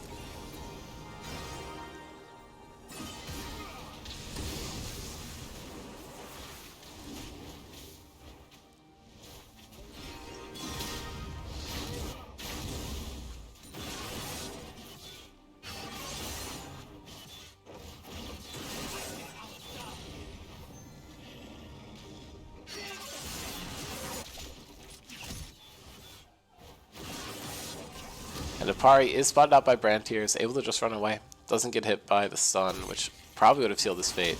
Not his twisted fate. Gruer is now getting caught out on the losing side of this fight here. He realizes he's lost. He just presses S, stands still, and accepts his fate. Sarvis outplaying him in the mirror matchup. But unfortunately, his team is behind, so it might be harder for him to win the game of the mirror matchup. But we will have to see how it goes. Honan looking for something here. Apari following up right behind him. He's spotted out on the far side. Kathy in a bit of a tough position. Honan stealing the wolves, and Dad is running up here. This auto might just steal Kathy's fate, and the ult is able to pick it up. Eden almost dies from the ultimate too. Just stepped into it for a split second. Almost lost the whole health bar there. Janna did just complete the Iceborne Gauntlet, as I predicted.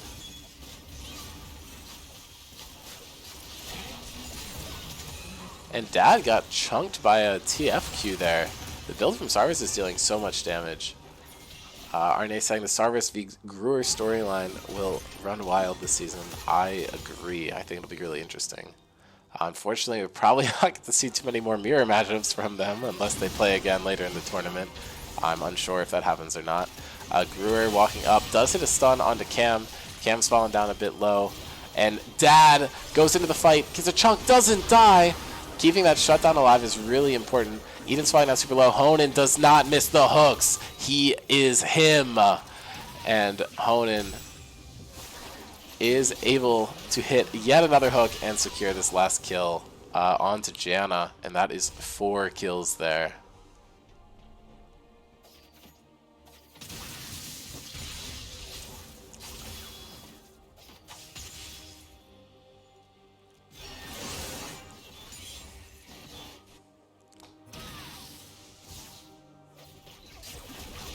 And honestly, Honan's value in this game cannot be understated. Obviously, Dad is the one who gets to look pretty, get all the big chunks, but huge damage, huge kills. But these hooks have really been facilitating for that team.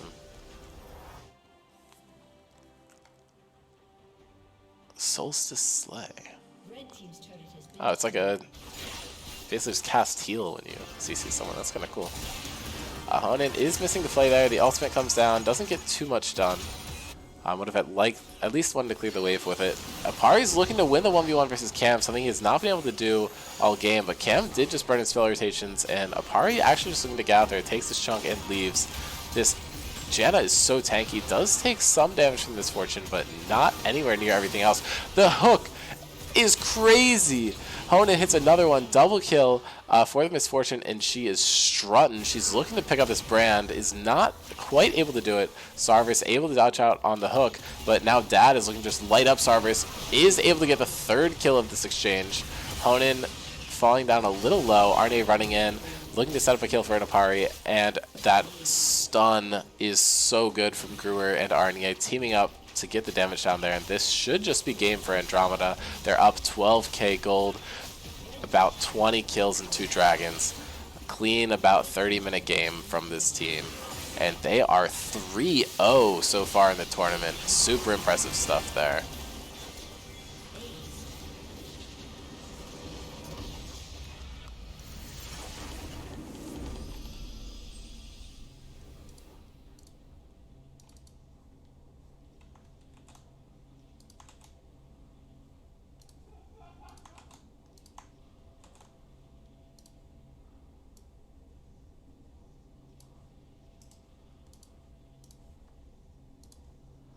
Alright, and we should be getting into the next game in a bit.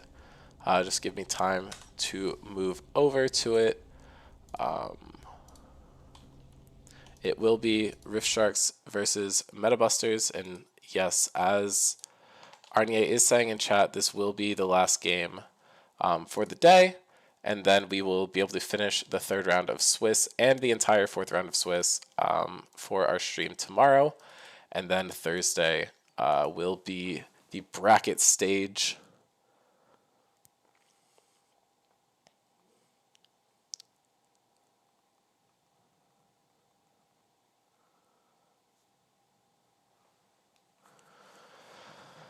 But yep, let me get the assets going, and then we should be good to kick it into our last game of the day.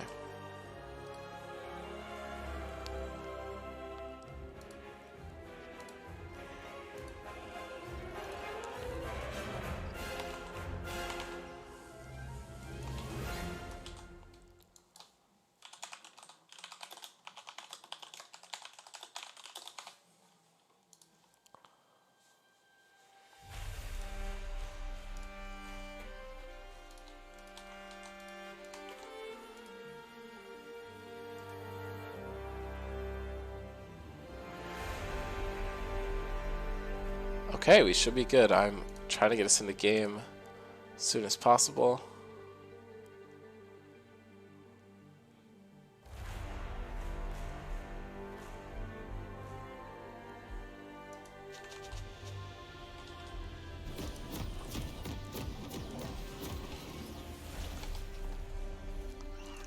Okay, trying to get in the game. Same roster that we've seen from both of these teams so far today, or from the streams. I do not know why the series score keeps popping up into there. That is my bad. I will regen the assets as fast as possible. But we do have Drago, Mason, Joel, Hidiri, and me on the Rift Sharks, and Metabusters have Korn, Noam, Double Thomases, and Fujer. So 2 pretty fun teams. I've liked what I've seen from both these teams so far today. Both of them going in with this 1-to-1 score line, playing pretty dead even. Good stuff from both of them. And whichever team is able to get the dub here, I don't think secures a spot, but it also does depend on how that last game resolves. But I believe no one's locked their spot in the bracket yet, but getting yourself to 2 wins is a pretty good threshold, considering the highest score is 3 wins, so you're just 1 off. But we do have a bit of an interesting game here. So we had the TF mirror previously, And sticking out like a sore thumb in the bot lane, we have the Briar Anivia mirror here. So I believe this is one of those Twitter texts where you have the Briar just E into the Anivia wall. I don't remember how much that actually happens this game, but we went to mirror and someone said Gentleman Briar support or is Gentleman Briar ADC, and I was like, let's just do Anivia support for the culture. But it should be a pretty interesting game. Hadiri off the bat coming out to a huge CS lead in the bot lane. Pure hands versus hands. This is true. Rift bot lane starting off pretty well. We do have an interesting mid matchup here. Tusini on this Akali that we've seen so much of versus Joel's signature Xerath. Akali actually getting a lot of farm early on. And then we have Korn versus Drago. Renekton versus Camille, pretty interesting. And then Noam is on the Jax. This is a pick that we've seen a bit so far in this tournament. Seems like it's come a bit back into the game. I think with the new items, Jax is in a pretty good spot. Hadiri, huge stun onto the Anivia there. And Thomas just missing out on the wall. Their side did go for the Anivia Briar combo very early. Thomas actually started the E, and I think Anivia might have started the wall actually. But for the Rift side, I believe we do not have Anivia wall available to us yet. Thomas looking for the shout. They almost got it there. He actually got the combo on a lot of minions. Was not able to get on Hadiri. Hadiri gets stunned there, and Thomas just runs to the wall. The Ignite is dropped down. First Blood going over to Thomas. Is stunned up under tower, and is going to get traded back. Kill going to the Anivia for one side, and Briar on the other. And Hadiri did end up falling, and Drago's able to grab a clean solo kill on the top side of the map. Noam looking for a kill here, and the Camille is just stronger here. Is not actually able to get the double kill. Noam with the ward hop out to safety. Mason flashing for the Anivia. Trades flashes with Fujer, but the Anivia wall is going to come down and just completely stop the play.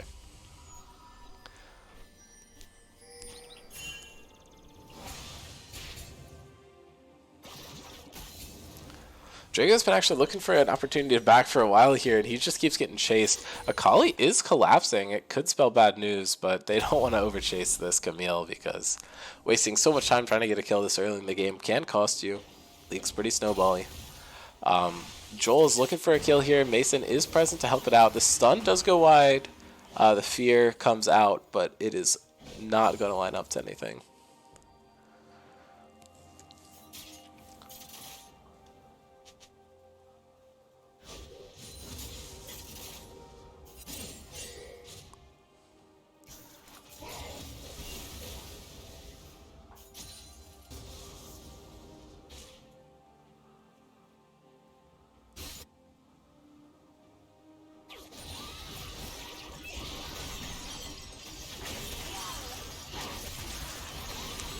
And there is a fight breaking out here. Hadiri flashes at the last minute to dodge the stun. Another kill going over to the Anivia on the Rift side.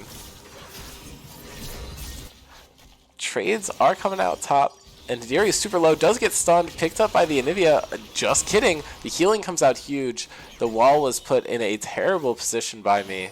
Was not able to grab the kill there. Anivia Egg is out, dropping down super low. Stun going down onto Hadiri, but the Fujer dropping down pretty low, and Hadiri goes in, grabs the kill under tower. Anivia did tank aggro, so no kill is to be had there. Wall coming down. Thomas is going to be thirsting for these kills. 2 low health targets in his sights, and he goes in. Hadiri goes in to try and trade, but he transfers aggro into Hadiri, picking him up, and is able to slam the egg into the wall, and that is a double kill shutdown going over to Thomas's Briar. Definitely getting the better of Hadiri's Briar so far in this game. Mason able to pick up a Void Grub. Looks like he's going to be contested on the third one, but not on the first 2. It is just smited up there. Jax going for the Counter-Strike is not actually spell shielded by the Nocturne. And this is a pretty even fight, but Akali's roaming up first. Camille is the second one to join the fight, and Renekton is going to be the third. Drago backing right on a ward. Is just going to be allowed to do so. This is our last game of the day, so I will go over my little spiel one more time.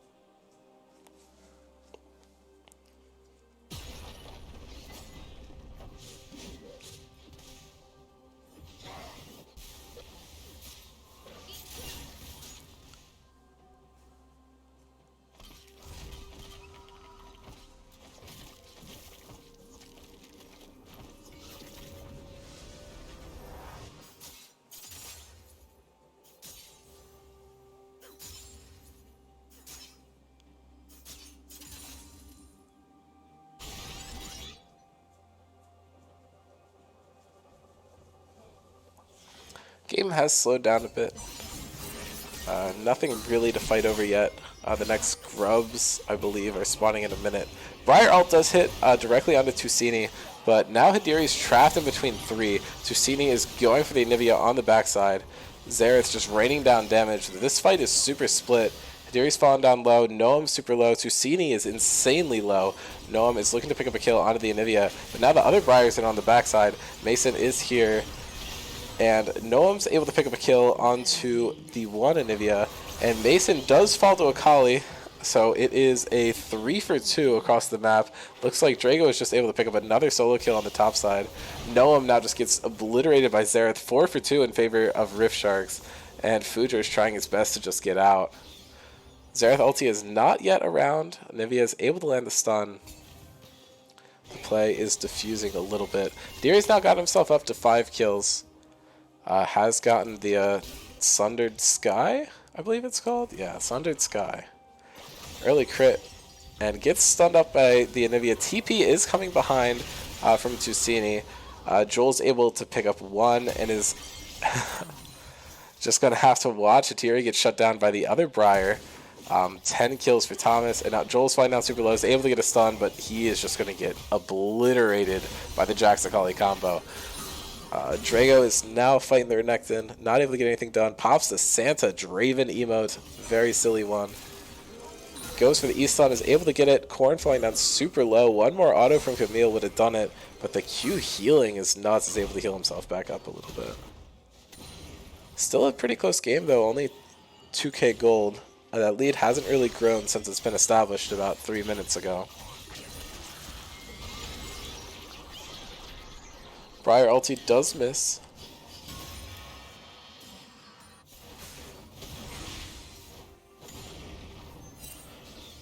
Fuja has continued to roam a lot, even on this Anivia. A bit of a different pick than the Nautilus that we saw him on previously. And he is now just getting run down by Nocturne. Kill is gifted over to the Camille. 5-0-1, huge start to the game.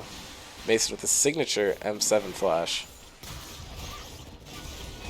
Second drag of the game is now started up by the Meta Busters. It looks like they're going for second Drake while Rift Sharks are trying to secure all 6 Void Grubs. Tusini in a bit of a tough spot here, but was able to pick up Joel to start off the fight, which is a huge kill. That dragon is secured, so that means that the reinforcements are coming from the side of Meta Busters. They're really looking to take down the bot lane of the Rift Sharks. Hidiri runs in, tries to stop the play, but Tusini actually falling down super low. Is not going to die. One more auto would have done it. And now Hidiri's getting mobbed on too. Unfortunate overextension by the Anivia there. Is looking to get the kill onto Akali, but just is not able to pick it up.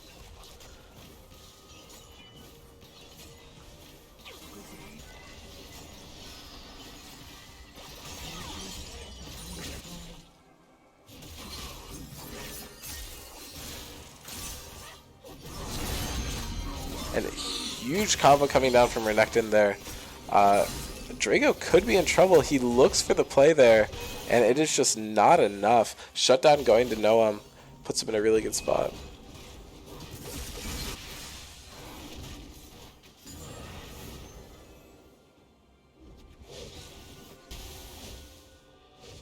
Joel could be caught out here. 3 people going on him. Does get hit with the stun. Akali immediately ults in, and there's no way for him to get out. Tusini on a killing spree. Jar does show up to try and get something done, but it's a 1v3. Not sure what you're going to be able to be doing there. With the power of the Void Grubs, actually 2 of them were denied away by the Meta Busters, so no mites for the Rift Sharks. I think we missed how that happened. Briar looking for a kill there, is going to get traded over. Shutdown going to Mason there. Hidiri did ult into that mid fight, and it's not going to go great for him. Does have to burn the flash and the heal to try and get out. Drago going in onto the back line, trying to get some stuff done. Noam is able to pick up Hidiri. Another kill going over to the Anivia. Tusini dropping down super low. Is not picked up by the Xerath ulti. Just kidding. There we go. Joel's able to pick him up on the backside.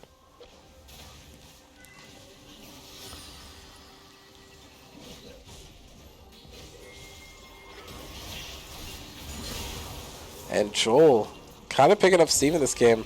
A huge ult from Thomas is going to hit here. And the stun follow-up from Anivia was really good there. Thomas does just get chain CC'd though, and there's nothing for him to do. And Mason looking for the kill on the other Anivia under tower. Backing in and out, trying to not take too much damage from tower shots.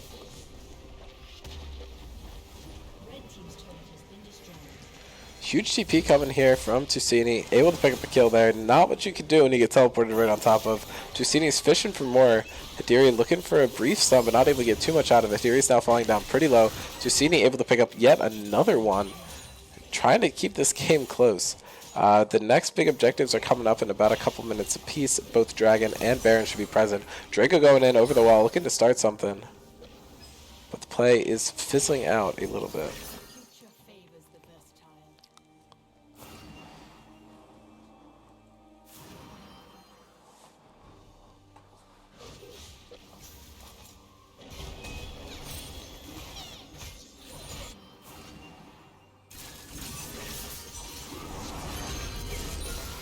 Another fight breaking out on the top side. Nothing really going to come of it. Renekton is caught out by the enemy here, dropping down super low. The wall coming down to force the dash out, and that is a clean kill. Looking for some pressure on the top side.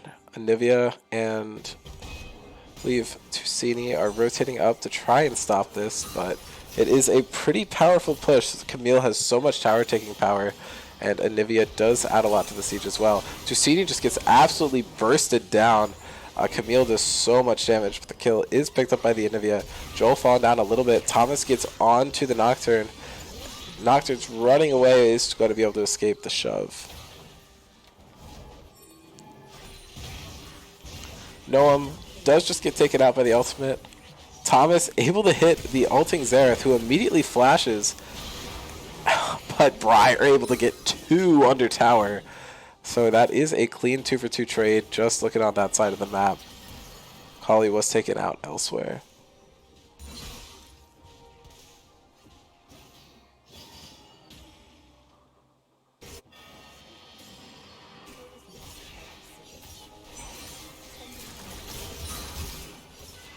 And Drago has found Fujer in the jungle. Should be a pretty easy pickup. Just walks away, lets the Ignite do the trick.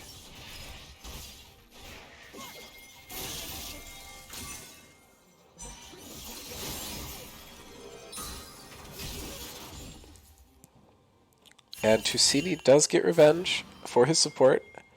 Cashes out on the Camille.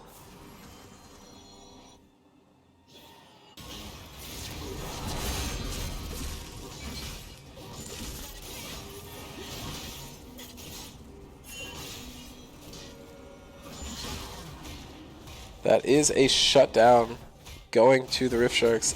Anivia. First kill of the game for their Renekton, picking up some big bucks there. And Thomas gets caught out again. 15 kills, but they don't do much when you get caught out by 3 people. And locked down by the stun. Mason able to steal away the dragon. First one of the game for the Rift Sharks, stopping the stacking by the Metabusters. But he is falling on the backside of it. Hidiri had hit the ult, but flashes out to kind of reposition some things. Joel's able to pick up a kill and is now dropping the ulti onto the Anivia. Not a very fast-moving target. Should be able to hit almost all the shots, and is able to claim a triple kill for it.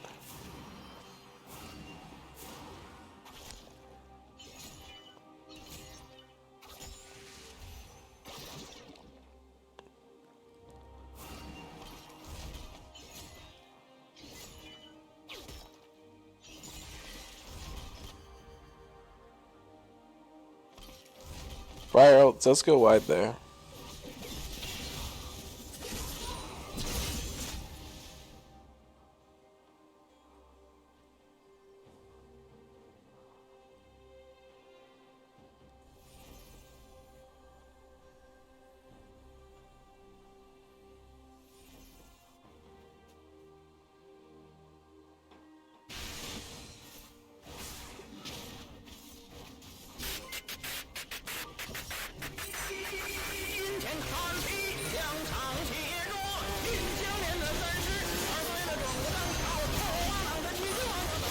Alright, and Drago does pick up a kill to start that fight.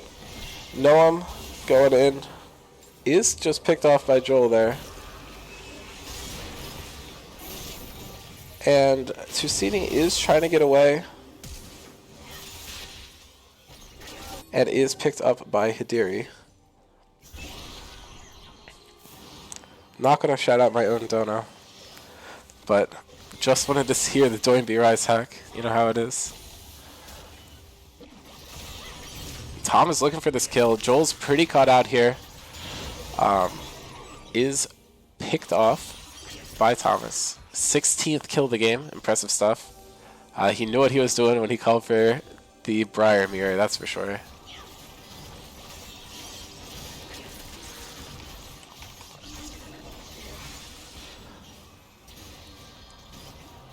If anyone who's watching wants to sub or gift a sub, that would get us to the $100 mark by the end of the day, which could be pretty cool.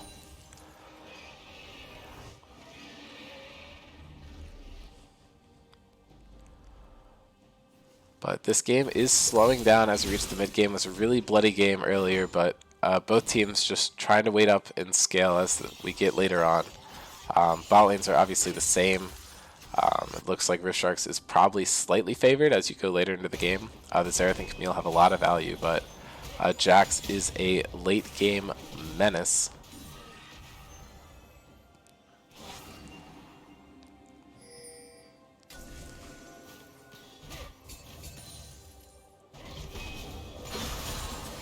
And Nocturne does fly in looking for this kill onto Renekton. Corn dropping down a little bit, but Mace is actually just picked off on the backside. Hidiri, all of his autos being blocked by Noam, and he's just getting swallowed up on the backside. Noam drops down really low, but isn't going to fall. Both Briars getting a kill, but ultimately that fight was so much better for the Metabusters. Drago looking for a flank here, does just pop Corn. No pun intended. Tusini falling down very low, is able to dodge the W. And no ults available for Xerath to try and chase this out.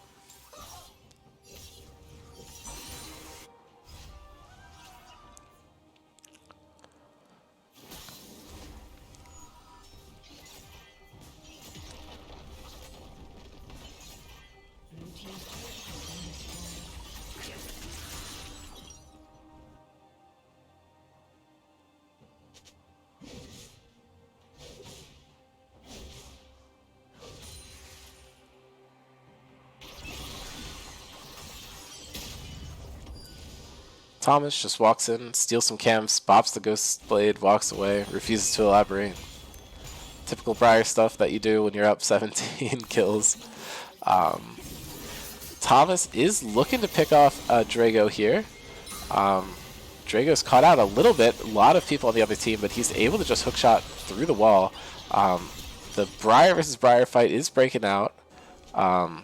Neither of them have their ultimates available. Noam does get his Leap Strike interrupted by the Anivia Wall. Fun tech. Noam's looking to start off this dragon. There's not much of an angle for Rift Sharks here. They're possibly just going to try to want to steal it, but it is sole point for the Metabusters. TP is coming down from the Camille, looking to go in on the backside. Xerath ulti coming through, so much damage. Kill does go over to the Metabusters, they're able to get soul point. Nocturne going in on the back of the fight, and it is a 3-for-1 in favor of Rift Sharks so far. Kali's Shuriken Flip does hit, but she's not going to take it. Hidiri running up, does get the flash stun, but Kali's just able to get out, super mobile.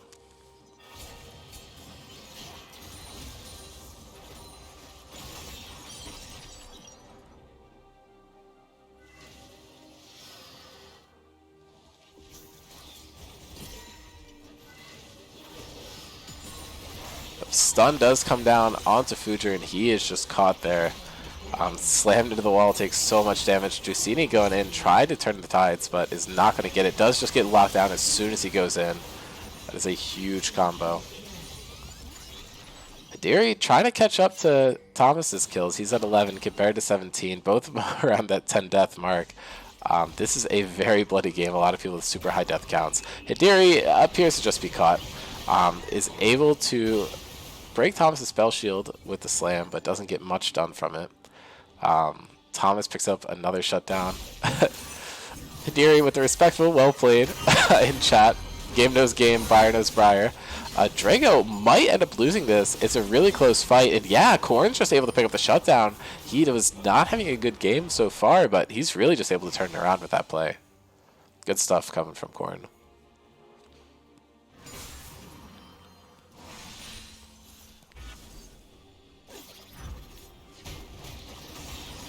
For sure.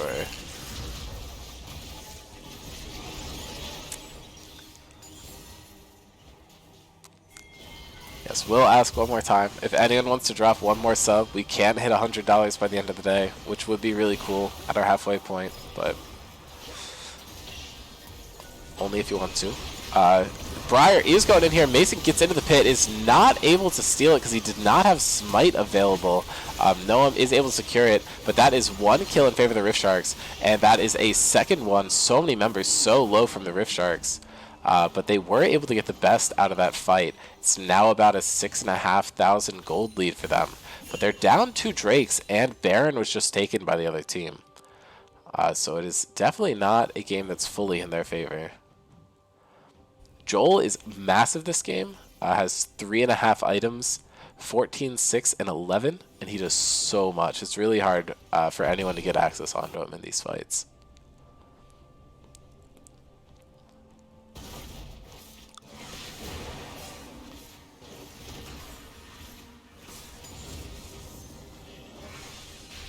Mason just looking to deny some camps. The whole team is looking to turn on him, so he's just going to take the blast cone and try and get out. Is playing in bush, but now the control ward comes down, and he is just caught. The control ward comes down into Tusini, Storm Surge popping, securing the kill. Hidiri going in, looking for this, but the counter Briar ultimate comes down, and that's going to be another shutdown. Briar on Briar warfare. Thomas, 19 kills, looking to get 20 before the game's over, I'm sure. Hidiri only 6 behind with 13.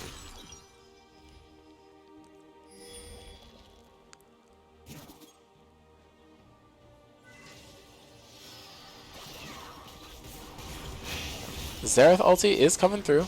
Probably looking for Noam here, but really good jukes. Not able to get him. He's able to dodge 4 out of the 5 shots. Drago is looking to start this fight. That used is half his health. Drago's 4 items already. No one else in the game can say that, except for Thomas, who's full build. Kind of fun. Drago doesn't care, though. You might be full build, but I can just dodge all your shit. Noam is now going in onto Drago. It's a 1v2 for him. Almost able to pick up the Jax. Now he's just looking to get away. Hook shots over the wall, and what are you going to do? They're continuing the chase, but it's so tough. And Joel is just absolutely cut out by the Akali here. It's not really a matchup you win. Drago sad B as he's running away. And the Nocturne is going on to Noam in the backside, is still not able to block the Counter-Strike. Noam knows his matchup pretty well. And the Briar Nivea, you know, legendary combo is getting work done in the mid lane. And that is a 4-for-1 at this point in the game in favor of the Rift Sharks. Hidiri flashing over the wall, going for Fujer. Not quite enough, but I love the ambition. He's doing it for the stream, and that's what matters.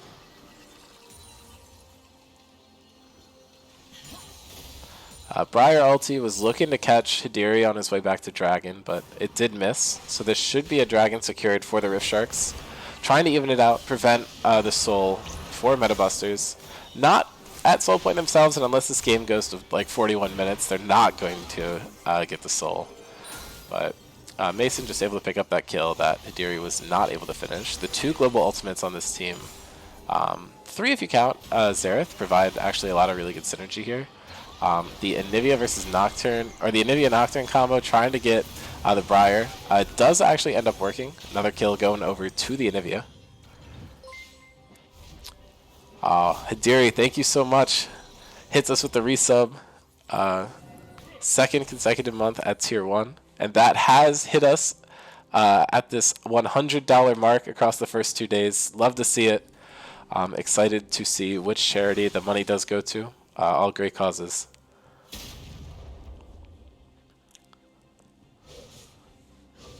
Stay tuned until Thursday if you're interested.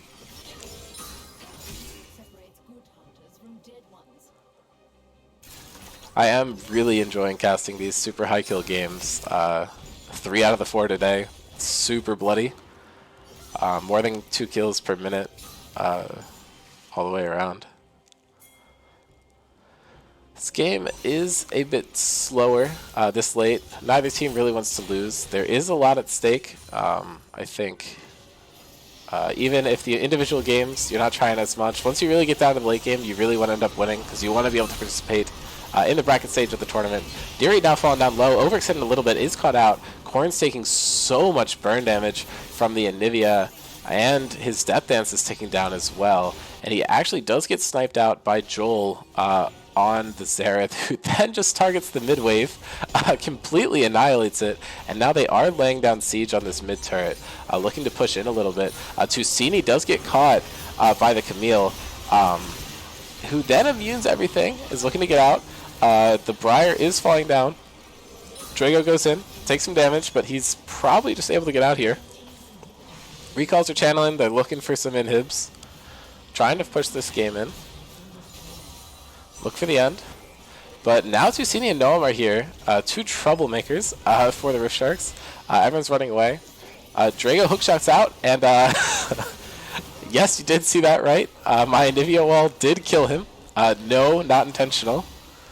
But, you know, a little funny.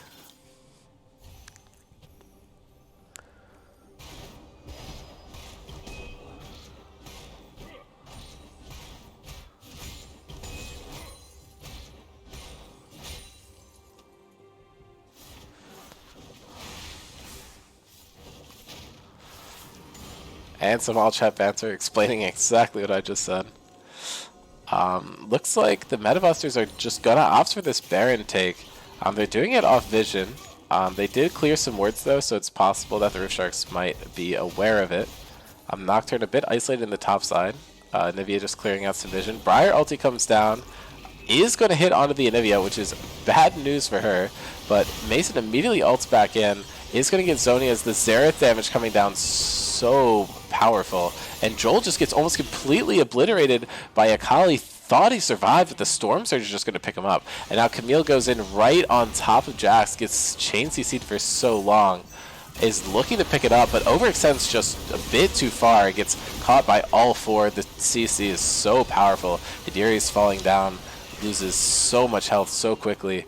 And what they thought might have been a really good turn is actually not working out for the Rift Sharks. It is a 1-for-4 terrible play for them. And they're ultimately just going to end up losing this Baron regardless. This could be an angle for the Mad Busters to turn it around, although Korn is forced to teleport back into base to deal with supers.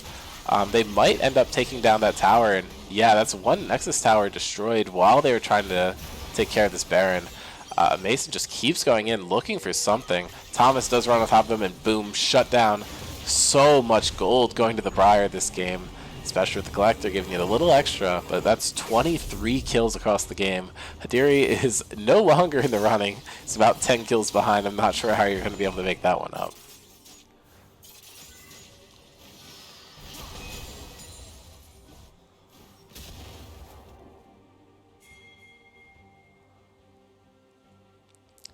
The Rift Sharks' lead is dwindling a bit, and the next Infernal Drag is spawning in 3 seconds.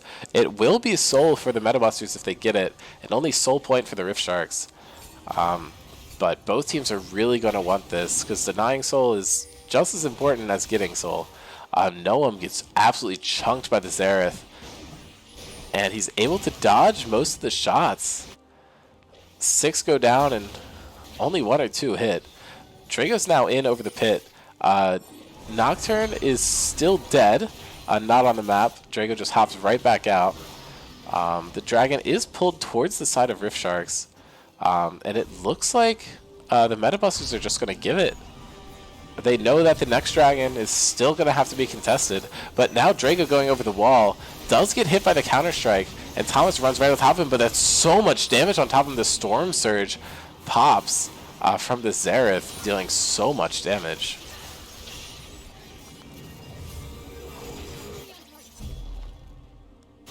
Yeah, that's a dragon and a kill in favor of Rift Sharks. Looks like the call for Metabusters there was just to turn away, not fight it once Nocturne's up. And they are going to lose a lot off of that. The Briar taken off the table is a big deal. She's the strongest member of the team. And now Nocturne is going in, looking for the Anivia. Almost gets the egg out. The really good last-minute Zonius to get it, but now Korn goes in and just absolutely obliterates the Nocturne. Akali's taking out the Briar, so it's just Camille and Xerath really left. Anivia is present, but no health at all. Camille is taken down as well, and Joel's just trying to get as much as he can. He's able to pick up a kill onto the Jax, but this tower might fall down as well. And it's 3 for 3 over the whole course of it, but specifically 2 for 3. Metabusters winning out on that, although they do lose their second Nexus tower. So this is open Nexus until one of the inhibitors, or until both the inhibitors respawn.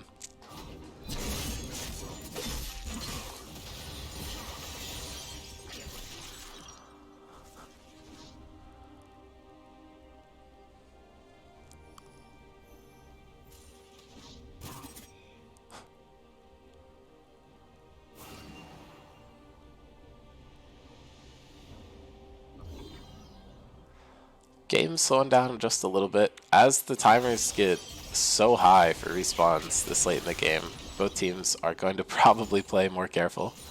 No major objectives for 3 minutes, so the game should slow down a little bit. Both teams are probably just going to look for picks.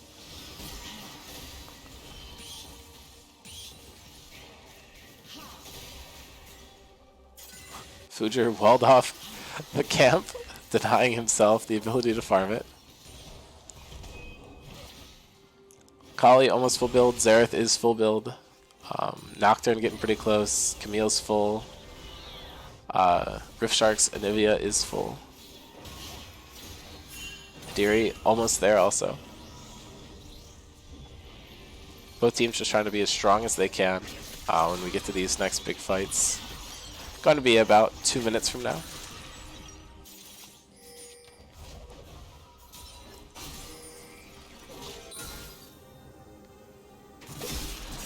And Draco is probably caught out here. The entire team is collapsing on him. He's just trying to stall for as long as possible. Does half the Briar's health, but he is just taken down. And Deary going in with the Briar ultimate of his own, looking to pick someone off, but that just isn't going to happen. And that's a double kill for Thomas. And the Briar ulti does hit the Anivia in the mid lane, so this could be a third kill for Thomas, but he accidentally W's over the Anivia wall, putting himself in a bad position. Mason's actually able to pick up the return kill, but there's no way the Anivia egg is left untouched here. Storm Surge from Tusini taking him out. But now Tusini's looking to get a kill onto Mason, but he's picked off in return by the Xerath. So it is 2 for 4 across the map. Xerath is the only one left alive. That is the one you want. Joel does get his 20th kill here. Very strong champion.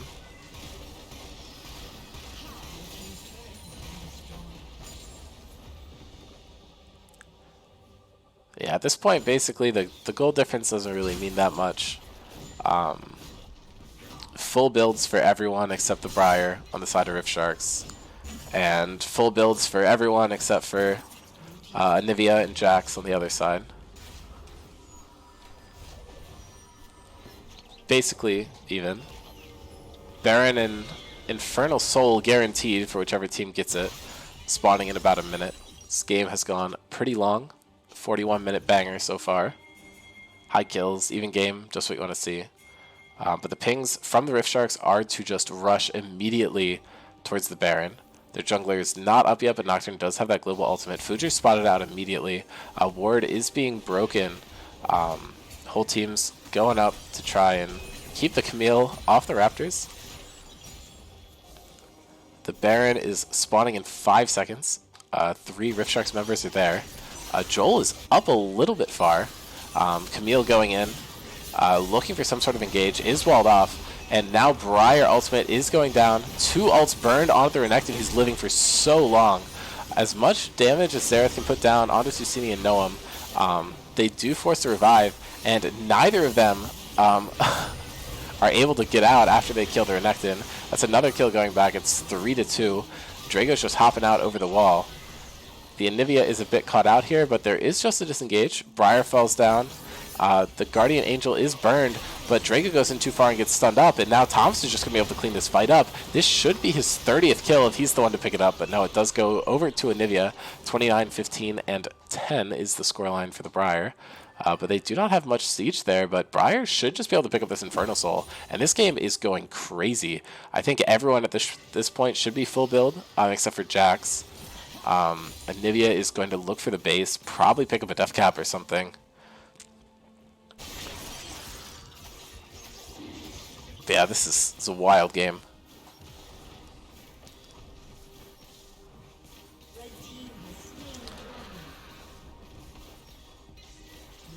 Don't think we've seen an Elder yet in Frostbite, but it is possible if this game goes on for another 6 minutes. Nocturne going in, looking for this kill. The wall does come down, and I think it's going to stop it, but Thomas shows up here.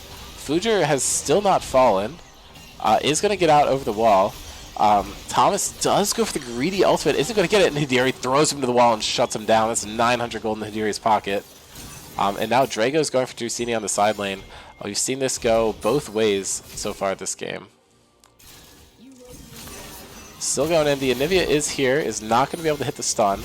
Drago takes so much damage off of him, but now there's 3 there on him. Drago still looking for something. Gnome goes in and gets the stun. And it looks like while this is happening, Rift Sharks are just going for Baron. So many low health champions around near the Camille. They all just need to go back to base. Really good pressure being put down by Drago here in the side lane. He's almost at 300 CS, has had a really good performance this game. Both solo laners from Rift Sharks putting on a clinic.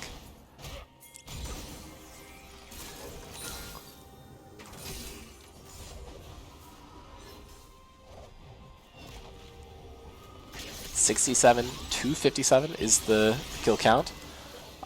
Rift Sharks at 97,000 gold at this point in the game. Not that it matters, because everyone's full build. Jax still working to get there for the other team. Just would be cool to hit 100k. Briar ulti does go wide.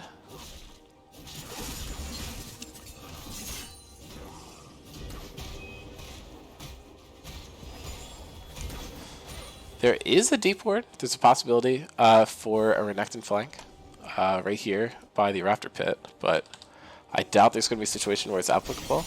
The Baron push is really what you want to watch for. Rift Sharks are probably going to try to siege that in, get a game-ending push using the empowered minions. But it is really easy to clear out the waves when you do have the Infernal Soul. The extra burst is really solid. But Rift Sharks do have more Infernal Dragons. They do have the triple stacked one, so their champion can do so much damage. And Camille actually does go in onto the Renekton, and Hidiri looking for something there. Not sure how much he's going to get. Tusini falling down really low is going to kill Camille, and they're looking for so much. And actually, this is a second kill going over the Rift Sharks. It's 2 for 2 on the bot side of the map, and Joel is now dead too. And this is 4 members of the Rift Sharks dead once Anivia goes down, but Mason just on the other side of the map takes the inhibitor, and he's just pushing in for the end. Thomas is here, throws the ult down, but he is going to miss it. And Mason just keeps hitting, and he flashes over the Nexus, and he is able to secure the game for them. 100.8 thousand gold for Rift Sharks as they're able to close out the game at the 46-minute mark. A very close one, and I feel like if Mason was not able to get that backdoor off, Briar and Akali might have been able to do something, especially with that TP from Renekton. But that was a very fun game to play, and a very fun game to go back and watch. Valor in chat saying, "My God, that's how it ends." No, we were thinking the same thing. As I said already in the stream, our comms are completely cooked. So we were just like, oh, damn, we just lost the game. Then we looked top, and Mason's up there winning it for us. So, no, absolute banger. Been loving these Frostbite games so far. Very goofy. Love the mirror matchups. So, hope to see more of that as we go through the rest of the games. the last game of the third round of Swiss is going to be our starter for tomorrow, and then we will get to see the entire fourth round of Swiss. I will update the standings real quick for us, just so we can see what's up. Will take me a sec.